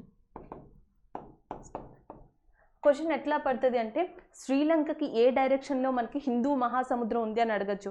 అది వెస్టా, ఈస్టా, నార్తా, సౌత్ అని. మెయిన్గా శ్రీలంక యొక్క సౌత్రన్ పార్ట్లో ఉన్నది లొకేట్ అయి ఉన్నది ఏది అంటే మనకి హిందూ మహాసముద్రం లేదా ఇండియన్ ఓషన్ అని చెప్పచ్చు. సో ఇలాంటి క్వశ్చన్స్ కూడా అడిగే ఛాన్సెస్ ఎక్కువ ఉంటాయి. ఇక్కడ క్వశ్చన్ వచ్చి మనకి who design the Indian national flag. So Indian national flag ఏదైతే ఉందో సో దాన్ని ఎవరు డిజైన్ చేశారని అడుగుతున్నారో ఆన్సర్ మనకి తెలుసు, పింగళి వెంకయ్య. సో పింగళి వెంకయ్య ఎవరైతే ఉన్నారో సో ఈయన మనకి సో ఇండియన్ నేషనల్ ఫ్లాగ్ని డిజైన్ చేయడం జరిగింది. సో ఇంకా ఎలాంటి క్వశ్చన్స్ అడగచ్చు, ఆల్రెడీ మనకి ఫేజ్ 1లో చూసాం. దీని యొక్క రేషియో, ఇండియన్ ఫ్లాగ్ యొక్క రేషియో ఎంత అంటే మనకి 3:2. ఇంకా ఎలాంటి క్వశ్చన్స్ని మనం ఎక్స్పెక్ట్ చేయొచ్చు ఇండియన్ నేషనల్ ఫ్లాగ్ ఓరియంటేషన్లో, మనం ఎలాంటివి ఎక్స్పెక్ట్ చేయొచ్చు అంటే ఒక స్టాండర్డ్ క్వశ్చన్. అసలు జనరల్గా మనకి ఈ ఇండియన్ నేషనల్ ఫ్లాగ్ని ఏ సంవత్సరంలో అడాప్ట్ చేసుకున్నారో అని అడగచ్చు. సో ఏ సంవత్సరంలో అడాప్ట్ చేసుకున్నారు అంటే 1947, 22 జూలై 1947లో సో ఈ నేషనల్ ఫ్లాగ్ని అడాప్ట్ చేసుకోవడం జరిగింది. ఎక్కడ అంటే కాన్స్టిట్యూషన్ అసెంబ్లీ. సో కాన్స్టిట్యూషన్ అసెంబ్లీలో సో ఈ జెండాని మనం అడాప్ట్ చేసుకోవడం జరిగింది. సో ఇయర్ అడిగితే డైరెక్ట్గా పెట్టండి, లేదా ప్లేస్ అడిగితే కాన్స్టిట్యూషన్ అసెంబ్లీ అని ఇవ్వండి. ఇంకొక ఇంపార్టెంట్ థింగ్ 1947లో ఏంటి అంటే సో జనరల్గా మనం ఫస్ట్ ట్రై కలర్ ఫ్లాగ్ని తీసుకున్నాం. అంటే అశోక చక్ర లేకుండా నార్మల్గా మనం ట్రై కలర్ ఫ్లాగ్ని, త్రివర్ణ పథకాన్ని తీసుకున్నాం. సో దాని తర్వాత మొట్టమొదటిగా దాంట్లో స్పిన్నింగ్ వీల్ అంటే చరక అంటున్నాం. సో మొట్టమొదటిగా దాంట్లో చరకాని ఇంక్లూడ్ చేసాం. సో ఆ చరకాని చక్రాగా మార్చింది ఎప్పుడు అంటే అశోక చక్రాన్ని ఎప్పుడు ఇంక్లూడ్ చేశారు. సో మనకి స్పిన్నింగ్ వీల్కి బదులుగా అశోక చక్రాన్ని ఎప్పుడు మనకి ఇండియన్ ఫ్లాగ్లో పెట్టారు అంటే 1947లోనే. సో ఇండియన్ ఫ్లాగ్కి సంబంధించి ఎక్కువగా మీరు గుర్తుపెట్టుకోవాల్సిన సంవత్సరం ఏది అంటే 1947ని గుర్తుపెట్టుకోవాలి. అట్లనే పాలిటీ పరంగా చూస్తే సో పాలిటీ పరంగా చూస్తే ఇంపార్టెంట్ థింగ్ ఏంటి అంటే మనకి భారతదేశ పౌరుడు లేదా పౌరురాలిగా as a Indian citizen you have a right and that to fundamental right to host national flag. ప్రతి ఒక్కరికి కూడా అంటే భారతదేశ పౌరసత్వం ఎవరికి ఉందో సో వాళ్ళందరికీ కూడా నేషనల్ ఫ్లాగ్ని ఎగరవేసే హక్కు అనేది ఉంది. సో అది కూడా దేంట్లో ఉందంటే ప్రాథమిక హక్కుల్లో. ఏ ఆర్టికల్ కిందకి వస్తుంది అంటే 19 క్లాస్ 1. సో 19 క్లాస్ 1 ప్రకారం ఏంటి అంటే మనకి so right to host of national flag, జాతీయ జెండాని ఎగరవేసే ప్రాథమిక హక్కు మనకి రాజ్యాంగం దేంట్లో కల్పించింది అంటే 19 క్లాస్ 1లో కల్పించింది. సో డైరెక్ట్గా ప్రకరణ 19 ఆర్టికల్ 19 ఉంటే 19 పెట్టండి, లేకపోతే పర్టికులర్గా అడిగితే మాత్రం దీన్ని గుర్తుపెట్టుకోండి. ఇలా అని మనకి కరెక్ట్గా క్లియర్గా 19 క్లాస్ 1లోని మెన్షన్ చేసింది, రాజ్యాంగం చెప్పింది అని చెప్పిన బాడీ ఏది అంటే మనకి సుప్రీంకోర్టు. మనకి సుప్రీంకోర్టు న్యాయ వ్యవస్థ ఏదైతే ఉందో 2002 సంవత్సరంలో అది మెన్షన్ చేసింది ప్రతి పౌరుడికి భారతదేశంలో హక్కు ఉంది. సో అది హక్కు కూడా మనకి ప్రాథమిక హక్కుల నుంచి వచ్చింది ఈ ఆర్టికల్ ప్రకారం అని సో సుప్రీంకోర్టు మెన్షన్ చేయడం జరిగింది. Next one, which of the following parties not located in the eastern Coast of India. So eastern Coast of India ఏదైతే ఉందో సో దాంట్లో ఏ పార్ట్ లేదు అని అడుగుతున్నారు. సో జనరల్గా మనకు ఆల్రెడీ తెలుసు భారతదేశంలో ఏదైతే సముద్ర తీర ప్రాంతం ఉంటుందో సో సముద్ర తీర ప్రాంతాన్ని మనం 2 రకాలుగా విడగొడతాం. ఒకటి అరేబియన్ సీ ప్రాంతం అంటాం, ఇంకొకటి వచ్చేసి బే ఆఫ్ బెంగాల్ అంటాం. సో అరేబియన్ సీ ప్రాంతాన్ని ఏమని పిలుస్తాం so western coastal area. So పడమటి తీరం ఏదైతే ఉందో దాన్ని వెస్టర్న్ కోస్టల్ ఏరియా అంటాం. సో తూర్పు తీరం ఏదైతే ఉందో ఈస్టర్న్ కోస్టల్ ఏరియా అంటాం. ఇక్కడేమని అడుగుతున్నారు అంటే ఈ కింది వాటిలో ఏది భారతదేశం యొక్క తూర్పు తీరంలో లేదు అని అడుగుతున్నారు. పారాదీప్ ఏదైతే ఉందో పారాదీప్ పోర్ట్ ఓడరేవు అనేది మనకి ఏ స్టేట్లో ఉందంటే ఒడిస్సా. సో ఒడిస్సాలో ఉంది కాబట్టి ఇది ఏది అవుతుందంటే ఈస్టర్న్ కోస్టల్ పోర్ట్ అవుతుంది. నెక్స్ట్ హల్దియా పోర్ట్ అంటున్నారు. సో హల్దియా పోర్ట్ ఉన్నది ఎక్కడంటే వెస్ట్ బెంగాల్, అప్పుడు ఇది కూడా ఈస్టర్న్ పోర్ట్ అవుతుంది. సో నెక్స్ట్ వచ్చేసి ఉత్కల్. సో మనకి ఉత్కల్ అనేది కోస్టల్ ఏరియా, సముద్ర తీర ప్రాంతం. సో ఒడిస్సాలో ఉన్న మొత్తం సముద్ర తీర ప్రాంతాన్ని ఏమని పిలుస్తాము అంటే ఉత్కల్ అని పిలుస్తాం. సో ఒడిస్సా వైపు ఉంది కాబట్టి ఇది కూడా ఏమవుతుంది అంటే ఈస్టర్న్ అవుతుంది. సో ఏది కాదు అని అడుగుతున్నారు కాబట్టి ఆటోమేటిక్గా మనకి ఆన్సర్ ఏమవుతుంది అంటే కాండ్లా అవుతుంది. సో జనరల్గా కాండ్లా ఏదైతే ఉందో సో కాండ్లా అనేది ఎక్కడ ఏరియా అంటే గుజరాత్. సో గుజరాత్లోని ఓడరేవుని ఏమని పిలుస్తామంటే కాండ్లా అని పిలుస్తాం. సో ఈ కాండ్లా పోర్ట్ నేమ్ని చేంజ్ చేశారు దీన్ దయాల్. సో వాళ్ళు బేసిక్ ఫ్యాక్టర్ మీద డిపెండ్ అయ్యి అడిగినట్టున్నారు. యాక్చువల్గా ఈ కాండ్లా ప్లేస్లో మనకి ఏమని రావాలంటే దీన్ దయాల్ పోర్ట్ అని రావాలి. సో దీన్ దయాల్ పోర్ట్ అనేది గుజరాత్లో ఉంది. సో అట్లనే మనకి highest టైడల్ port in India, highest టైడల్ port in India ఎక్కడ ఉంది అంటే మనకి గుజరాత్ ఏరియాలోనే ఉంది. సో ఇది కూడా గుర్తుపెట్టుకోండి. ఇంకొక ఇంపార్టెంట్ థింగ్ ఏంటి అంటే మనకి ఏ ఓడరేవు లేదా ఏ రాష్ట్రం which state so touches different kind of water bodies, 3 రకాల వాటర్ బాడీస్ ఏవైతే ఉంటాయో డిఫరెంట్ వాటర్ బాడీస్ని ఏ ప్లేస్ ఇండియాలో టచ్ చేస్తుంది అని అడుగుతారు. కన్యాకుమారి. సో తమిళనాడులో మనకి ఏదైతే కన్యాకుమారి ఉంటుందో సో ఇక్కడ నుంచి అది ఇండియన్ ఓషన్ వాటర్ని టచ్ చేస్తుంది, ఇక్కడ నుంచి వచ్చేసి బే ఆఫ్ బెంగాల్ని టచ్ చేస్తుంది, ఇటు నుంచి మనకి అరేబియన్ సీ. సో 3 యొక్క వాటర్ని టచ్ చేసే ప్రాంతం భారతదేశంలో ఏది అంటే కన్యాకుమారిగా గుర్తుపెట్టుకోవాలి. నెక్స్ట్ మనకి అడిగే ఛాన్సెస్ ఎక్కడ ఉన్నాయంటే ఎక్కువగా తమిళనాడు నుంచి అడిగే ఛాన్సెస్ ఉంటాయి. సో తమిళనాడు నుంచి కూడా క్వశ్చన్స్ ఎట్లా వస్తాయి అంటే తమిళనాడులో మనకి ఇంపార్టెంట్గా 3 పోర్ట్స్ ఉన్నాయి. ఒకటి వచ్చేసి మనం చెన్నై పోర్ట్ అంటాం, సో అది ఇంపార్టెంట్. సెకండ్ వచ్చేసి ఎన్నోరు పోర్ట్, ఎన్నోరు. సో ఎన్నోరు ఆర్డర్ ఏవ్ని ఎలా మార్చారు అంటే కామరాజన్ పోర్ట్ కింద చేంజ్ చేశారు. ఇంకొకటి వచ్చేసి మనకి ట్యూటికోరిన్ పోర్ట్, అది కూడా మనకి తమిళనాడులోనే ఉంది. సో ట్యూటికోరిన్ పోర్ట్ ఏదైతే ఉందో దానిని చిదంబరం పిల్లై పోర్ట్ కింద చేంజ్ చేశారు. ఇంకా ఆంధ్రప్రదేశ్లో మనకి స్టాండర్డ్ పోర్ట్ అంటే గుర్తుపెట్టుకోవాల్సింది విశాఖపట్నం పోర్ట్ని. ఒడిస్సా వచ్చేటప్పటికి ఇంపార్టెంట్ పోర్ట్ ఏది అంటే పారాదీప్. సో పారాదీప్కి మెయిన్ థింగ్ ఏంటంటే ఎక్స్పోర్ట్ చేస్తుంది. భారతదేశంలో ఎక్కువ శాతం ఖనిజాలని సముద్ర మార్గం ద్వారా వేరే దేశాలకి ఉత్పత్తి చేయగలిగే ఆర్డర్ ఏవి ఎక్కడ ఉందంటే ఒడిస్సాలో. సో దాన్ని అట్లా గుర్తుపెట్టుకోవచ్చు. బంగ్లాదేశ్కి మనకి ఎక్కువగా exports and imports A water body ద్వారా అవుతాయంటే హల్దియా వాటర్ ఏదైతే ఉందో దాని యొక్క వాటర్ బాడీ ద్వారా ఎక్కువ ఎక్స్పోర్ట్స్ అండ్ ఇంపోర్ట్స్ అనేవి జరుగుతాయి. సో ఇవి ఎక్కువగా మీరు గుర్తుపెట్టుకోవాల్సినవి. Next one, who wrote the India divide book. So the India divide అనే పుస్తకాన్ని రాసింది ఎవరు? సో మనకి నిన్న షిఫ్ట్లో ప్రీవియస్ షిఫ్ట్లోనేమో ఎవరైతే మనకి అమిత్ షా ఉన్నారో సో అమిత్ షా నరేంద్ర మోడీ మీద రాసిన బుక్ గురించి అడిగారు. సో ఇక్కడికి వచ్చేటప్పటికి ద ఇండియా డివైడ్ బుక్ అనేది ఎవరు రాశారని అడిగారు? రాజేంద్ర ప్రసాద్. సో రాజేంద్ర ప్రసాద్ ఈ బుక్ని రాయడం జరిగింది. Next one, what is the scientific name of wheat. So మనకి గోధుమ ఏదైతే ఉంటుందో సో గోధుమ యొక్క శాస్త్రీయ నామం ఏంటి అని అడిగారు? ట్రిటికమ్. సో ట్రిటికమ్ అనేది గోధుమ యొక్క శాస్త్రీయ నామం. జనరల్గా వీట్ మీద ఇప్పటికే మనం 2 టైప్స్ ఆఫ్ క్వశ్చన్స్ చూసాం. నిన్న షిప్లోనేమో which country is the largest producer of wheat in the world. ప్రపంచంలో గోధుమల్ని ఉత్పత్తి చేసే దాంట్లో ప్రథమంగా ఉన్న కంట్రీ ఏది, టాప్ కంట్రీ ఏదని అడిగారు? చైనా. సో ఇక్కడికి వచ్చేటప్పటికి వీట్ యొక్క శాస్త్రీయ నామం అడిగారు. సో దాని ఆన్సర్ వచ్చేసి triticum. Next one, which of the following is not a member of BRICS. So ఇది కూడా మనకి ఎలా ఉంటుందంటే డిపెండ్స్ ఆన్ ఆప్షన్. సో మనకి ఆప్షన్ని బట్టి ఆన్సర్ ఉంటుంది. సో మనకి బ్రిక్స్ ఏదైతే ఉందో సో ప్రతి కంట్రీ యొక్క మొదటి లైన్ నెంబర్ ఏదైతే ఉంటుందో సో ఆ లెటర్ని తీసుకుని ఈ సమిట్ పేరుని ఇవ్వడం జరిగింది. బి అంటే ఇక్కడ ఏమొస్తుందంటే బ్రెజిల్ వస్తుంది, ఆర్ అంటే ఇక్కడ మనకి రష్యా, ఐ అంటే ఇండియా, సి అంటే చైనా, సి అంటే సౌత్ ఆఫ్రికా. సో ఆప్షన్స్ని బట్టి ఏ కంట్రీ ఉందో ఏ కంట్రీ లేదో చూసుకొని ఆన్సర్ ఇవ్వాల్సి ఉంటుంది.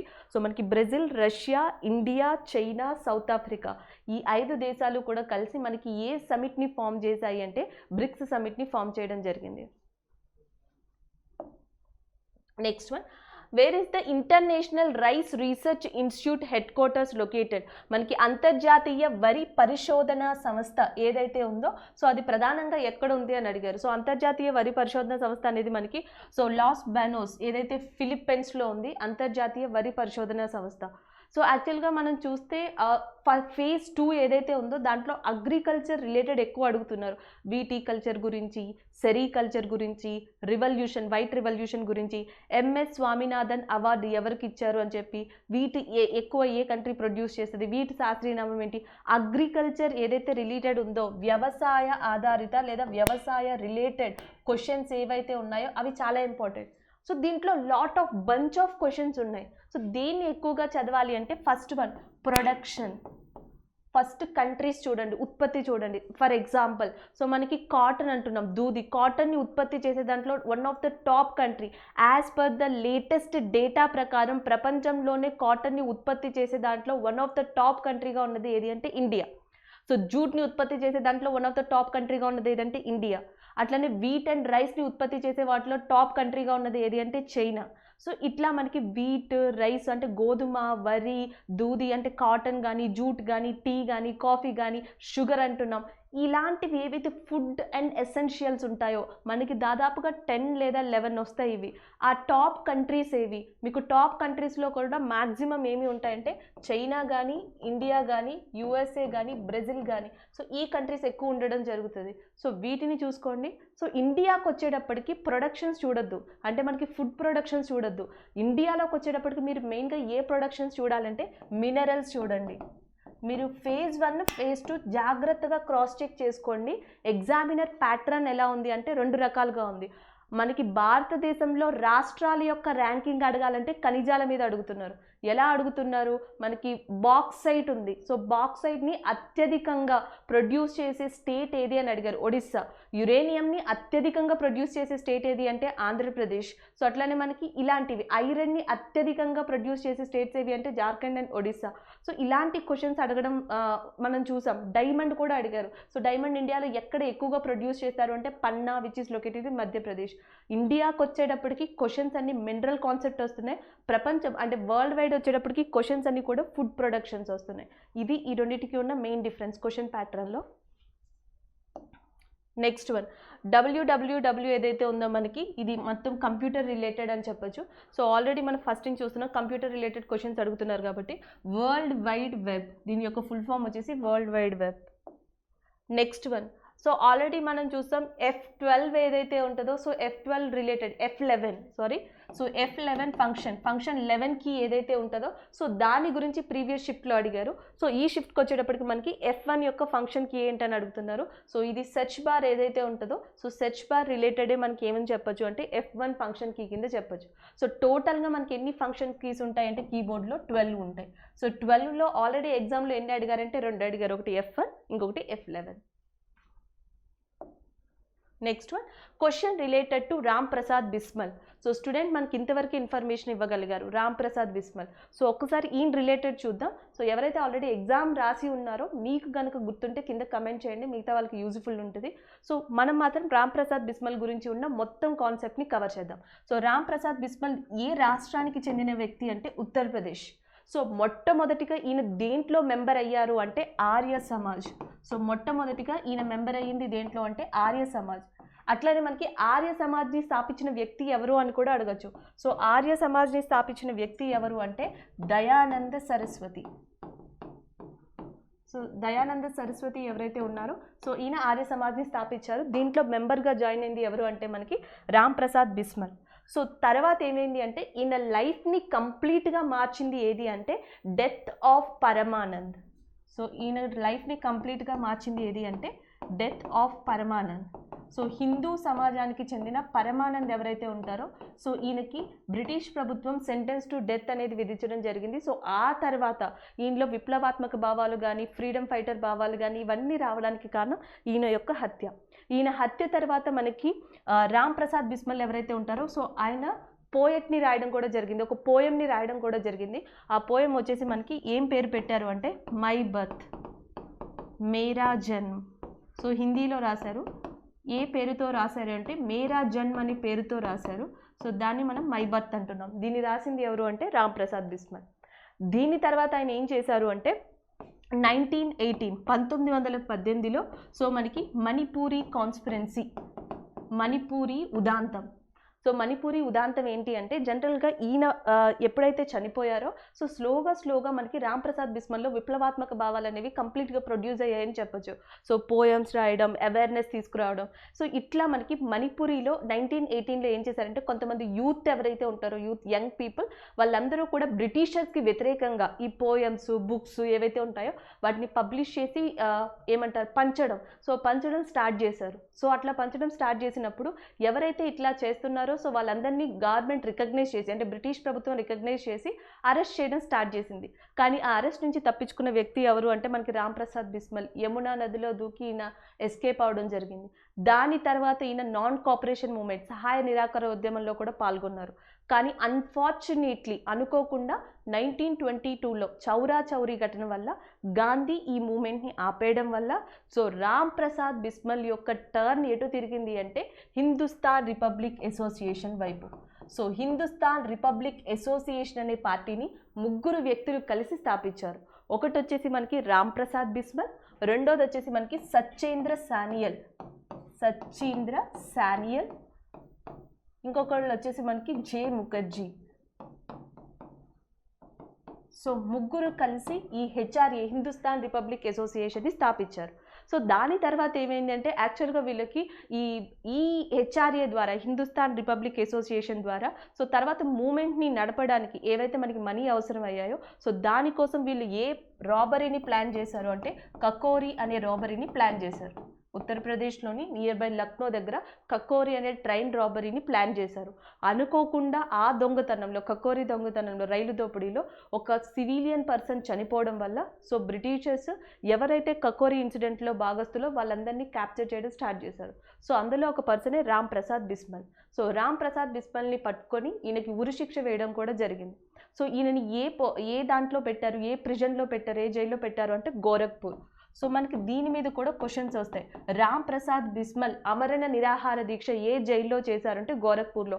తమని రాజకీయ ఖైదీ కింద, పొలిటికల్ ప్రిజనర్ కింద గుర్తించమని, సో దానికి సపోర్ట్గా అమరణ నిరాహార దీక్ష చేసిన పర్సన్ ఎవరు అంటే మనకి బిస్మల్, రామ్ ప్రసాద్ బిస్మల్ ఇన్ గోరఖ్పూర్. సో దాని తర్వాత 1927లో రామ్ ప్రసాద్ బిస్మల్ని బ్రిటిషర్స్ ఉరి తీయడం జరిగింది. సో ఇందులో ఏదో ఒక క్వశ్చన్ ఎగ్జామ్లో మేబీ ఇచ్చి ఉండొచ్చు. సో మనకి క్వశ్చన్ రామ్ ప్రసాద్ బిస్మల్ అని స్టూడెంట్స్ అంతవరకు ఇచ్చారు కాబట్టి మిగిలిన 50%లో మేబీ మనం ఇట్లా ఫుల్ఫిల్ చేసుకోవచ్చు. So the next one,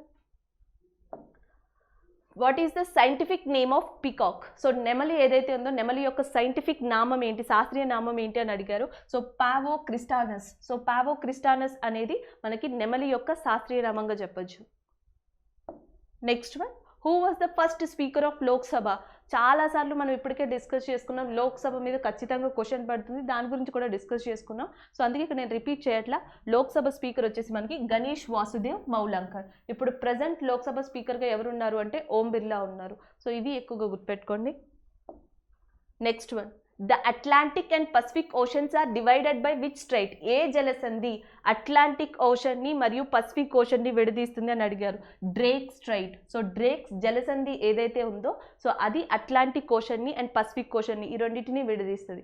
so Strides గురించి అడుగుతున్నారు కాబట్టి, జలసంధుల గురించి అడుగుతున్నారు కాబట్టి ఇంకొన్ని ఇంపార్టెంట్ స్ట్రైట్స్ని మనం గుర్తుపెట్టుకోవాల్సి ఉంటుంది. సో వీటిలో ఇంపార్టెంట్గా ఏది అంటే మనకి ఆస్ట్రేలియా, సో ఇక్కడ వచ్చేటప్పటికి Tasmania. So Australia, Tasmania. Australia అనేది ఒక కాంటినెంట్. సో మనకి టాస్మానియా వచ్చేసి సముద్రం. సో ఆస్ట్రేలియాని టాస్మానియాని విడదీసే జలసంధి ఏది అని అడిగితే బాస్ జలసంధి. సో మనకి బాస్ జలసంధి దేన్ని విడదీస్తుంది అంటే ఆస్ట్రేలియాని, టాస్మానియాని.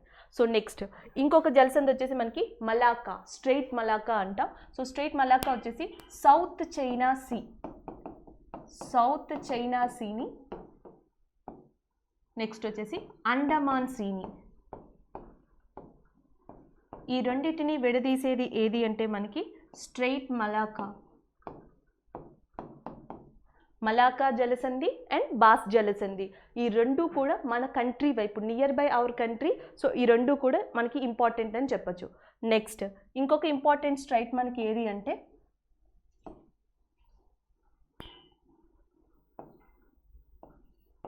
సో ఇక్కడ మనకి గ్రీన్లాండ్, ఐస్లాండ్, ఇక్కడ ఇంకొక ఐలాండ్ వచ్చేసి మనకి బఫిన్ ఐలాండ్. సో ఈ మూడింటిని గుర్తుపెట్టుకోండి. ఈ మూడు గుర్తుంటే మీరు ఆల్మోస్ట్ 3 స్ట్రైట్స్ని గుర్తుపెట్టుకోవచ్చు, 3 జలసంధులు గుర్తుపెట్టుకోవచ్చు. Greenland, Iceland, Baffin Island. So ఈ బఫిన్ ఐలాండ్ ఏదైతే ఉందో ఇది కెనడాకి సంబంధించింది, ఇది కెనడాకి సంబంధించింది. ఇప్పుడు ఈ గ్రీన్ ఐలాండ్కి అంటే గ్రీన్లాండ్కి బఫిన్ ఐలాండ్ని ఈ రెండింటిని విడదీసే జలసంధి ఏది అని అడుగుతారు. డేవిడ్ స్ట్రైట్, డేవిడ్ జలసంధి. సో దేన్ని విడదీస్తుందంటే గ్రీన్ ఐలాండ్ని అండ్ గ్రీన్లాండ్ని and as well as Baffin ఐలాండ్ని. నెక్స్ట్ గ్రీన్లాండ్ని, ఐస్లాండ్ని విడదీసేది ఏది అని అడుగుతారు. Denmark strait, Denmark strait. So ఈ రెండు కూడా ఇంపార్టెంట్. ఒకటి వచ్చేసి డేవిడ్ అండ్ ఇంకొకటి వచ్చేసి మనకి డెన్మార్క్. సో ఇంకొకటి వచ్చేసి మనకి ఇక్కడ మనకి ఇంగ్లాండ్, ఇంగ్లాండ్. సో ఇక్కడికి వచ్చేసేటప్పటికి మనకి ఫ్రాన్స్. సో ఇంగ్లాండ్ని, ఫ్రాన్స్ని విడదీసే స్ట్రైట్ ఏది అని అడుగుతారు. Straight Dover. So straight Dover దేన్ని విడదీస్తుంది అంటే ఇంగ్లాండ్ అండ్ ఫ్రాన్స్. సో టోటల్గా మనం 5 జలసంధులు, 5 స్ట్రైట్స్ చెప్పుకున్నాం. ఒకటి టాస్మానియాకి, ఆస్ట్రేలియాకి మధ్యలో బాస్, ఇంకొకటి మలాకా జలసంధి అంటున్నాం సౌత్ చైనా సీకి, అండమాన్ సీకి మధ్యలో. ఇక్కడికి వచ్చేటప్పటికి David, Denmark, Dover. Exam point of వ్యూలో మనకి చాలా చాలా ఇంపార్టెంట్ ఏది అంటే డోవర్ స్ట్రైట్. సో డోవర్ జలసంధి వేటిని విడదీస్తుంది అంటే సో ఒకటి ఇంగ్లాండ్ని, రెండోది వచ్చేసి ఫ్రాన్స్ని. సో మనకి మళ్ళీ జలసంధుల గురించి అడిగితే ఇక్కడి నుంచి అడిగే ఛాన్సెస్ ఉన్నాయి. లేదా వరల్డ్ వైడ్ అడగకూడదు అనుకుంటే ఇంపార్టెంట్గా వచ్చేసి మనకి ఇండియాలో ఉన్నాయి. ఇండియాలో ఏది అంటే this is Andaman and this is Nicobar. So అండమాన్ని నికోబార్ని విడదీసేది ఏది అంటే 10 degrees channel. So 10 degrees channel వేటిని విడదీస్తుంది అంటే అండమాన్ అండ్ నికోబార్. అట్లానే మనకి ఇక్కడ ఉండేది లక్షద్వీప్ అండ్ ఇక్కడ ఉండేది మాల్దీవ్స్. సో లక్షద్వీప్ని మాల్దీవ్స్ని విడదీసే ఛానల్ ఏది అంటే 8 degrees ఛానల్. ఈ రెండు కూడా ఇండియన్ జియోగ్రఫీలో important. Andaman and Nicobar 10 degrees, Lakshadweep Maldives వచ్చేసి 8 degrees ఛానల్స్ అనేవి విడదీస్తాయి. So next one, as of now how many nuclear power plants are they in India? యాక్చువల్గా nuclear power plants, nuclear reactors ఈ రెండు కూడా phase 1 phase 2లో కామన్ క్వశ్చన్స్గా చెప్పచ్చు. సో మనకి భారతదేశంలో ఎన్ని అణు విద్యుత్ ప్లాంట్లు ఉన్నాయి అంటే రైట్ నౌ మనకి 7 ఉన్నాయి. సో టోటల్గా మనకి 7 న్యూక్లియర్ పవర్ ప్లాంట్స్ ఉన్నాయి. బట్ న్యూక్లియర్ రియాక్టర్స్ ఎన్ని ఉన్నాయంటే ప్రజెంట్ ఇప్పుడు 2020కి సో ఇండియాలో మనకి 22 న్యూక్లియర్ రియాక్టర్స్ ఉన్నాయి. సో జాగ్రత్తగా చూసుకోండి. సో న్యూక్లియర్ రియాక్టర్స్ అడిగితే నెంబర్ 22 పెట్టాలి, న్యూక్లియర్ పవర్ ప్లాంట్స్ అడిగితే ఆన్సర్ 7 పెట్టాలి. Next one, in which field did Albert Einstein receive the Nobel prize? So Nobel prize అనేది యాక్చువల్గా ఆయనకి ఏ కృషికి గాను ఇచ్చారు లేదా ఏ సిద్ధాంతాన్ని ప్రతిపాదించినందుకు ఇచ్చారు అని అడుగుతున్నారు. సో ఐన్స్టీన్కి నోబెల్ ప్రైజ్ ఎందుకు వచ్చింది అంటే photoelectric effect. So photoelectric ఎఫెక్ట్ని ప్రతిపాదించినందుకు గాను, దీన్ని వివరించినందుకు గాను నోబెల్ ప్రైజ్ ఆయనకి రావడం జరిగింది. Next one, who is the present chairman of NITI Aayog? This is also repeated question, 2 times repeat అయిన క్వశ్చన్ ఇది. సో నీతి ఆయోగ్ చైర్మన్ ఎవరు అంటే నరేంద్ర మోడీ. ఆప్షన్స్లో నరేంద్ర మోడీ ఉండొచ్చు లేదా ప్రైమ్ మినిస్టర్ ఉండొచ్చు. ఎందుకంటే నీతి ఆయోగ్కి చైర్మన్గా ఎవరు ఉంటారంటే ప్రైమ్ మినిస్టర్ ఉంటారు. ప్రస్తుతం ప్రైమ్ మినిస్టర్గా ఉన్నది నరేంద్ర మోడీ కాబట్టి సో ఈయన నేమ్ ఉండొచ్చు లేదా పదవి ఉండొచ్చు. Next one, who is the president of constitution assembly? So మనకి రాజ్యాంగ అధ్యక్షుడిగా ఉన్నది ఎవరు అంటే డాక్టర్ బాబు రాజేంద్ర ప్రసాద్. మనకి డాక్టర్ బాబు రాజేంద్ర ప్రసాద్ ఎవరైతే ఉన్నారో సో ఆయన రాజ్యాంగానికి మొట్టమొదటి అధ్యక్షుడిగా పనిచేశారు. సో నెక్స్ట్ ఇంకా ఎలాంటి క్వశ్చన్స్ అడగచ్చు దీని నుంచి అంటే యాక్చువల్గా మనకి కాన్స్టిట్యూషన్ అసెంబ్లీ ఏదైతే ఫస్ట్ ఫామ్ అయిందో, రాజ్యాంగ అసెంబ్లీ ఏదైతే ఫస్ట్ ఫామ్ అయిందో ఆ ఫామ్ అయినప్పుడు మనకి ఇన్ టర్మ్ ప్రెసిడెంట్గా లేదా ఇన్ టర్మ్ చైర్మన్గా 3 రోజులకి వర్క్ చేసిన పర్సన్ ఎవరు అంటే doctor Sachchidananda Sinha. So doctor Sachchidananda Sinha in term ప్రెసిడెంట్గా కాన్స్టిట్యూషన్ అసెంబ్లీకి చేశారు. సో దాని తర్వాత ఎవరిని ఎన్నుకున్నారు ఈ సభ్యులందరూ కలిసి అంటే బాబు రాజేంద్ర ప్రసాద్ని సో మనకి చైర్మన్ ఆఫ్ కాన్స్టిట్యూషన్ అసెంబ్లీగా ఎన్నుకున్నారు. అట్లానే మనకి వైస్ చైర్మన్ ఆఫ్ కాన్స్టిట్యూషన్ అసెంబ్లీగా ఎవరిని ఎన్నుకున్నారు అంటే హెచ్ఎన్ ముఖర్జీ. సో హెచ్ఎన్ ముఖర్జీని so vice chairman of constitution అసెంబ్లీగా ఎన్నుకున్నారు. సో అట్లానే మనకి నెక్స్ట్ వచ్చేసి రాజ్యాంగ సలహాదారుడు, అడ్వైజర్ ఆఫ్ కాన్స్టిట్యూషన్ అసెంబ్లీ కింద ఎవరిని ఎన్నుకున్నారు అంటే బిఎన్ రావు. సో ఆయన్ని మనం ఏమని పిలుస్తున్నాం అంటే బెనగల్ రావు అని పిలుస్తున్నాం. సో ఈయన్ని ఎన్నుకోవడం జరిగింది. సో జనరల్గా కాన్స్టిట్యూషన్లో ఫస్ట్ చాప్టర్స్ నుంచే క్వశ్చన్స్ వస్తున్నాయి. ఫస్ట్ చాప్టర్స్ అంటే సో రాజ్యాంగ నిర్మాణం ఎలా జరిగింది, ఎంతమంది సభ్యులు వచ్చారు, ఎవరు అధ్యక్షులు, ఎన్ని రోజుల్లో కంప్లీట్ అయింది కాన్స్టిట్యూషన్, 2 years 11 months 18 daysలో కంప్లీట్ అయ్యింది. సో మనకి కామన్వెల్త్ మెంబర్షిప్ని ఎప్పుడు ఇండియా రెక్టిఫై చేసుకుంది అని అడుగుతారు 1949లో. సో ఎప్పుడు జెండాని అడాప్ట్ చేసుకున్నామని అడుగుతారు 1947లో. సో అట్లనే మనకి రాజ్యాంగం అనేది రాయడం కంప్లీట్ ఎప్పుడైంది అని అడుగుతారు November 26కి కంప్లీట్ అయింది. 1949 November 26కి మనకి రాజ్యాంగం రాయడం అనేది కంప్లీట్ అయింది. అందుకే మనం కాన్స్టిట్యూషనల్ డే అని ఎప్పుడు సెలబ్రేట్ చేసుకుంటాము అంటే November 26న కాన్స్టిట్యూషనల్ డే కింద సెలబ్రేట్ చేసుకుంటాం. అదే కనుక కాన్స్టిట్యూషన్ ఎప్పుడు అమల్లోకి వచ్చింది, రాజ్యాంగం ఎప్పుడు అమల్లోకి వచ్చింది అంటే Jan 26, 1950 1950 జనవరి 26 నుంచి రాజ్యాంగం అమల్లోకి వచ్చిందని చెప్తాం. ఇంకా ఎలాంటి క్వశ్చన్స్ అడుగుతుంటే రిపబ్లిక్ డే ఎప్పుడు సెలబ్రేట్ చేసుకుంటామంటే సేమ్ డే Jan 26న సెలబ్రేట్ చేసుకోవడం జరుగుతుంది. సో ఇలాంటి క్వశ్చన్స్ కాన్స్టిట్యూషన్ రిలేటెడ్ క్వశ్చన్స్ ఏవైతే ఉంటాయో అట్లనే మనకి టోటల్గా ఎన్ని కమిటీస్ ఉన్నాయి, రాజ్యాంగంలో టోటల్గా ఎన్ని కమిటీస్ ఉన్నాయంటే 22 కమిటీస్ ఉన్నాయి. స్టీరింగ్ కమిటీ అధ్యక్షుడు ఎవరంటే బాబు రాజేంద్ర ప్రసాద్ అని చెప్తాం. డ్రాఫ్టింగ్ కమిటీ అధ్యక్షుడు ఎవరు అంటే మనకి డాక్టర్ బిఆర్ అంబేద్కర్. అసలు డ్రాఫ్టింగ్ కమిటీలో ఎంతమంది సభ్యులు ఉంటారంటే మనకి టోటల్గా సో 7 members ఉంటారు. సో ఇలాంటివి ఈ ఫస్ట్ చాప్టర్కి వస్తాయి. నెక్స్ట్ ఎక్కడి నుంచి అడుగుతున్నారంటే మనకి స్టేట్స్ ఏవైతే ఉంటాయో రాష్ట్రాల ఫార్మేషన్, స్టేట్స్ ఫార్మేషన్. నేను ప్రతి స్టేట్ని కూడా మీకు క్లియర్గా ఆల్రెడీ వేరే వీడియోలో ఎక్స్ప్లెయిన్ చేసి ఉన్నాను. ఆంధ్రప్రదేశ్ ఎట్లా వచ్చింది, మహారాష్ట్ర, గుజరాత్, హర్యానా, ఛత్తీస్గఢ్ స్టేట్స్ ఎట్లా ఫామ్ అయ్యాయి అనేది మనం ప్రీవియస్ వీడియోలో చెప్పుకున్నాం, ఒకసారి అది చూడండి. నెక్స్ట్ థర్డ్ వచ్చేటప్పటికి సిటిజన్షిప్, పౌరసత్వం అంటున్నాం కదా. సో దాని నుంచి క్వశ్చన్స్ ఎట్లా అడుగుతారంటే సిటిజన్షిప్ యాక్ట్ ఎప్పుడు వచ్చింది అని అడుగుతారు. 1955. సో మనకి ఇండియన్ సిటిజన్షిప్ యాక్ట్ అనేది 1955లో రావడం జరిగింది. సో ఇండియన్స్కి ఏ సిటిజన్షిప్ ఉంటుంది, సింగిలా డ్యూయలా అంటే భారతదేశానికి ఏక పౌరసత్వం ఉంటుంది, అంటే సింగిల్ సిటిజన్షిప్ అనేది ఉంటుంది. సో ఇలాంటి క్వశ్చన్స్ రావచ్చు. లేదా సో ఈ క్వశ్చన్స్ కాదు అనుకుంటే డైరెక్ట్గా క్వశ్చన్స్ ఎక్కడి నుంచి వస్తాయంటే ఫండమెంటల్ రైట్స్ నుంచి వస్తాయి. ప్రాథమిక హక్కులు ఏ విభాగంలో ఉన్నాయంటే థర్డ్ పార్ట్ 3లో ఉన్నాయి. సో ఇవేమీ కాదు అనుకుంటే చాలా సింపుల్గా క్వశ్చన్ ఏమని అడుగుతారంటే పార్ట్స్ నుంచి అడుగుతారు. సో ఆల్రెడీ మనం ఇప్పుడు 10 పార్ట్స్ దాకా నేర్చుకున్నాం. సో మనకి టీసీ ఫ్రమ్ ప్రిన్సిపల్ అని చెప్పేసి ఫస్ట్ 4 ఆర్టికల్స్ నేర్చుకున్నాం.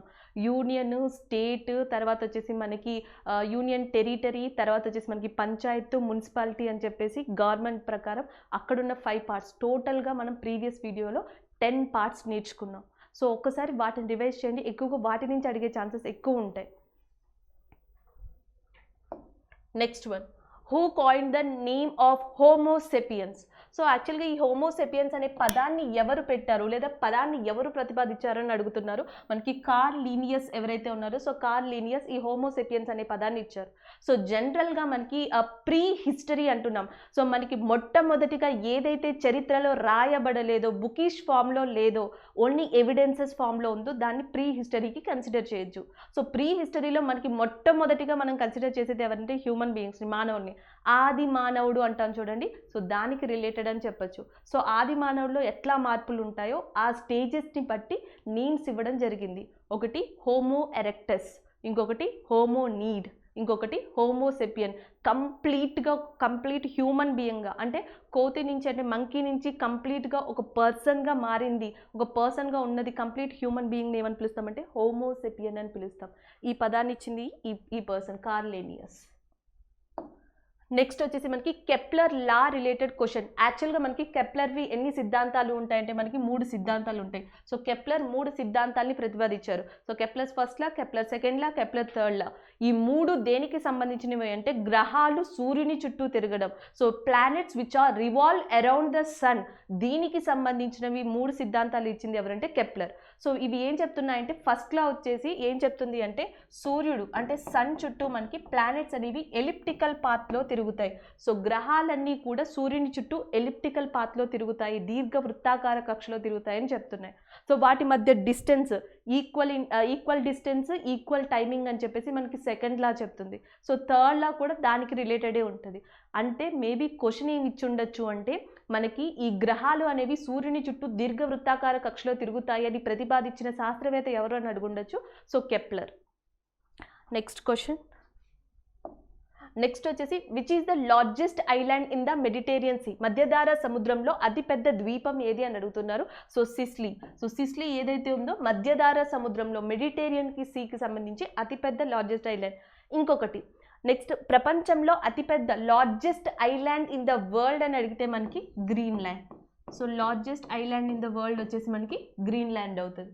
అట్లనే largest riverine island in the world వచ్చేసి మజూలీ. కొంతమంది స్టూడెంట్స్ దీని మీద చాలా డౌట్ ఉండే కొంతమంది కమెంట్ చేయడం జరిగింది ఇది కాదు అని. As per new data also there is a one thing. So ఇప్పటికీ కూడా న్యూ డేటా ఏదైతే అప్డేటెడ్ డేటా ఉందో దాన్ని చూసుకున్నా సరే largest riverine island in the world ఇప్పటికీ కూడా ఏది అంటే మనకి మజూలియే అవుతుంది. సో చాలామందికి ఇక్కడ వచ్చిన ప్రాబ్లం ఏంటంటే ఐలాండ్కి రివరిన్ ఐలాండ్కి డిఫరెన్స్ తెలియకపోవడం. సో జనరల్గా ఐలాండ్ అంటే ఏంటి అంటే ఆ land which is occupied 4 sides of water.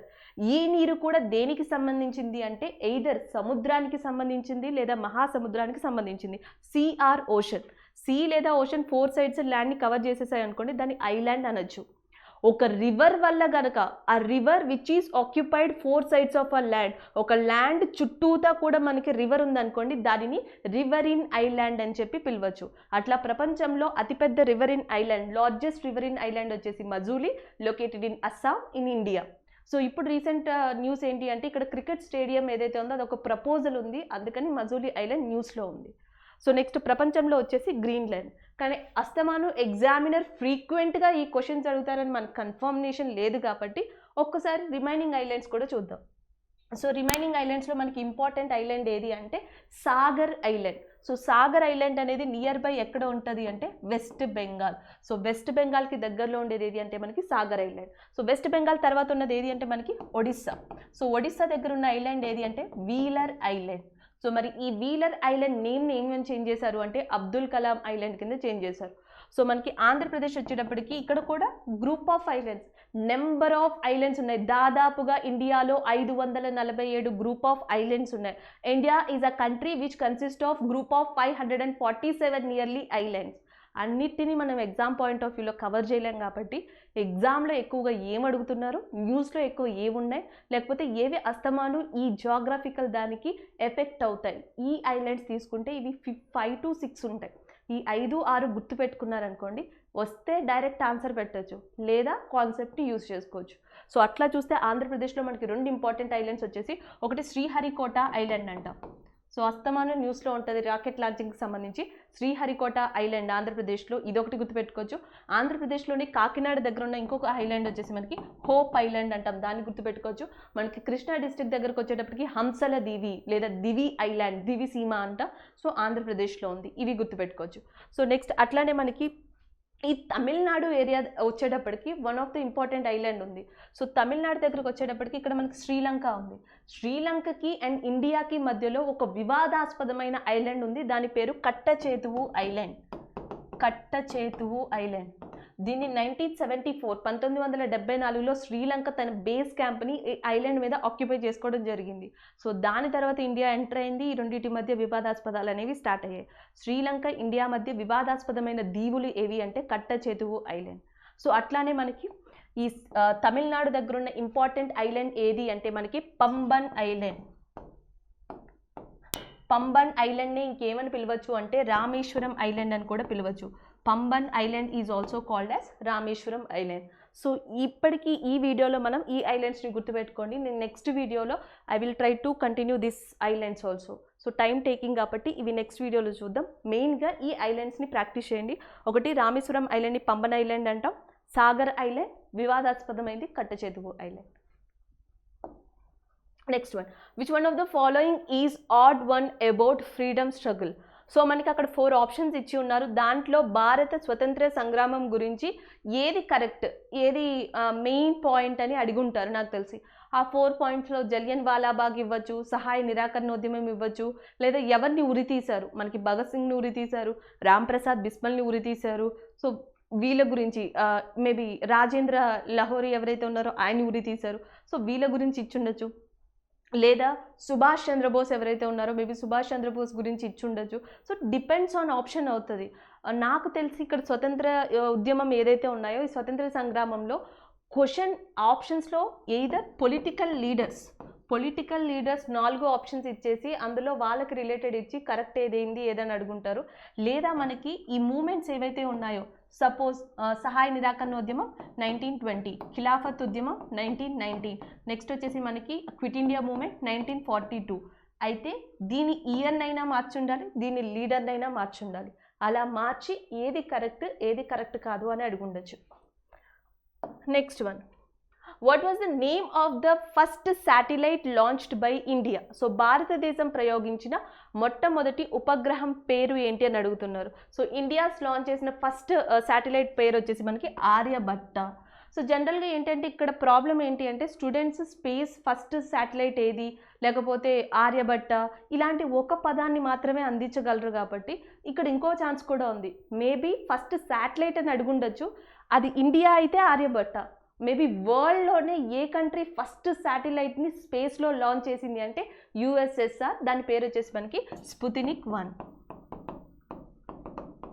ఈ 2 క్వశ్చన్లో ఏదో ఒక క్వశ్చన్ ఎగ్జామ్లో మనకు వచ్చి ఉండొచ్చు. Next one, question related to fundamental rights and directive principles of state policy.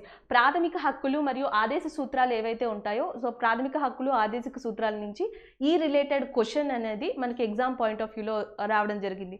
Maybe ప్రాథమిక హక్కులు అనేవి మనకి ఆర్టికల్ 12 నుంచి 35 మధ్యలో ఉన్నాయి. వీటిలో రిట్స్ అడిగి ఉండొచ్చు. రిట్స్ వచ్చేసి ఆర్టికల్ 32 రాజ్యాంగపు పరిహారపు హక్కు, దీన్ని అడిగి ఉండొచ్చు. లేకపోతే మనకి స్టేట్ అనే పదం, సో స్టేట్ అనే పదం అనేది మనకి ఏమంటారు, ఫండమెంటల్ రైట్స్ ప్రాథమిక హక్కుల్లోనే ఎక్స్ప్లెయిన్ చేశారు అండ్ ఆదేశిక సూత్రాల్లో కూడా ఎక్స్ప్లెయిన్ చేశారు. ఈ స్టేట్ ఏదైతే ఉందో ఈ పదాన్ని మనకి ఫండమెంటల్ రైట్స్లో ఆర్టికల్ 12 కింద ఎక్స్ప్లెయిన్ చేశారు. So directive principles of state policy ఆదేశిక సూత్రాల్లో కూడా ఈ స్టేట్ అనే పదాన్ని ఎక్స్ప్లెయిన్ చేయడం జరిగింది. మేబీ ఈ రెండింటికి కామన్గా ఉన్న ఆర్టికల్ ఏది, అంటే కామన్గా ఉన్న స్టేట్మెంట్ ఏది అని అడుగుండొచ్చు. సో ఇలాంటి క్వశ్చన్ ఏమన్నా fundamental rights and directive principles of state policy నుంచి వచ్చి ఉండొచ్చు. So these are the questions students comment చేసినవి, మెయిన్ కలెక్ట్ చేసినవి. సో ఇవి ఫస్ట్ షిఫ్ట్లో అడిగిన క్వశ్చన్స్. సో పేపర్ చూస్తుంటే నార్మల్గా చూడడానికి పేపర్ అనేది ఇప్పుడు నేను ఆన్సర్ ఎక్స్ప్లెయిన్ చేస్తూ ఉంటే కొన్ని మీకు తెలుసు కాబట్టి సో పేపర్ కొంతమంది ఈజీగా ఉందనుకుంటారు, కొంతమంది డిఫికల్ట్గా ఉందనుకుంటారు. సో నార్మల్ ఓవర్ వ్యూలో చూస్తే పేపర్ అనేది moderate. It's not too difficult, it's not two easy. ఎందుకంటే జీకే ఫ్యాక్ట్స్ ఇవ్వకపోతే, సో మ్యాక్సిమం మీరు చూస్తే 5 to 6 జీకే ఫ్యాక్ట్స్ ఉన్నాయి, జీకేకి రిలేటెడ్ ఉన్నాయి. సో మనకి 1 to 2 కరెంట్ అఫైర్స్ రిలేటెడ్ ఉన్నాయి. సో 1 to 2 ఇంకొక 2 క్వశ్చన్స్ వచ్చేసి మనకి 3 క్వశ్చన్స్ వచ్చేసి హిస్టరీ రిలేటెడ్ ఉన్నాయి. ఆల్మోస్ట్ 40 క్వశ్చన్స్లో మనకి 10 to 15 క్వశ్చన్స్ అనేవి ఈ మూడే కవర్ చేసాయి. సో అందుకనే మనకి పేపర్ అనేది మోడరేట్గా ఉంది. ఇట్స్ నాట్ కంప్లీట్లీ డిఫికల్ట్ అని చెప్పొచ్చు. Thank you.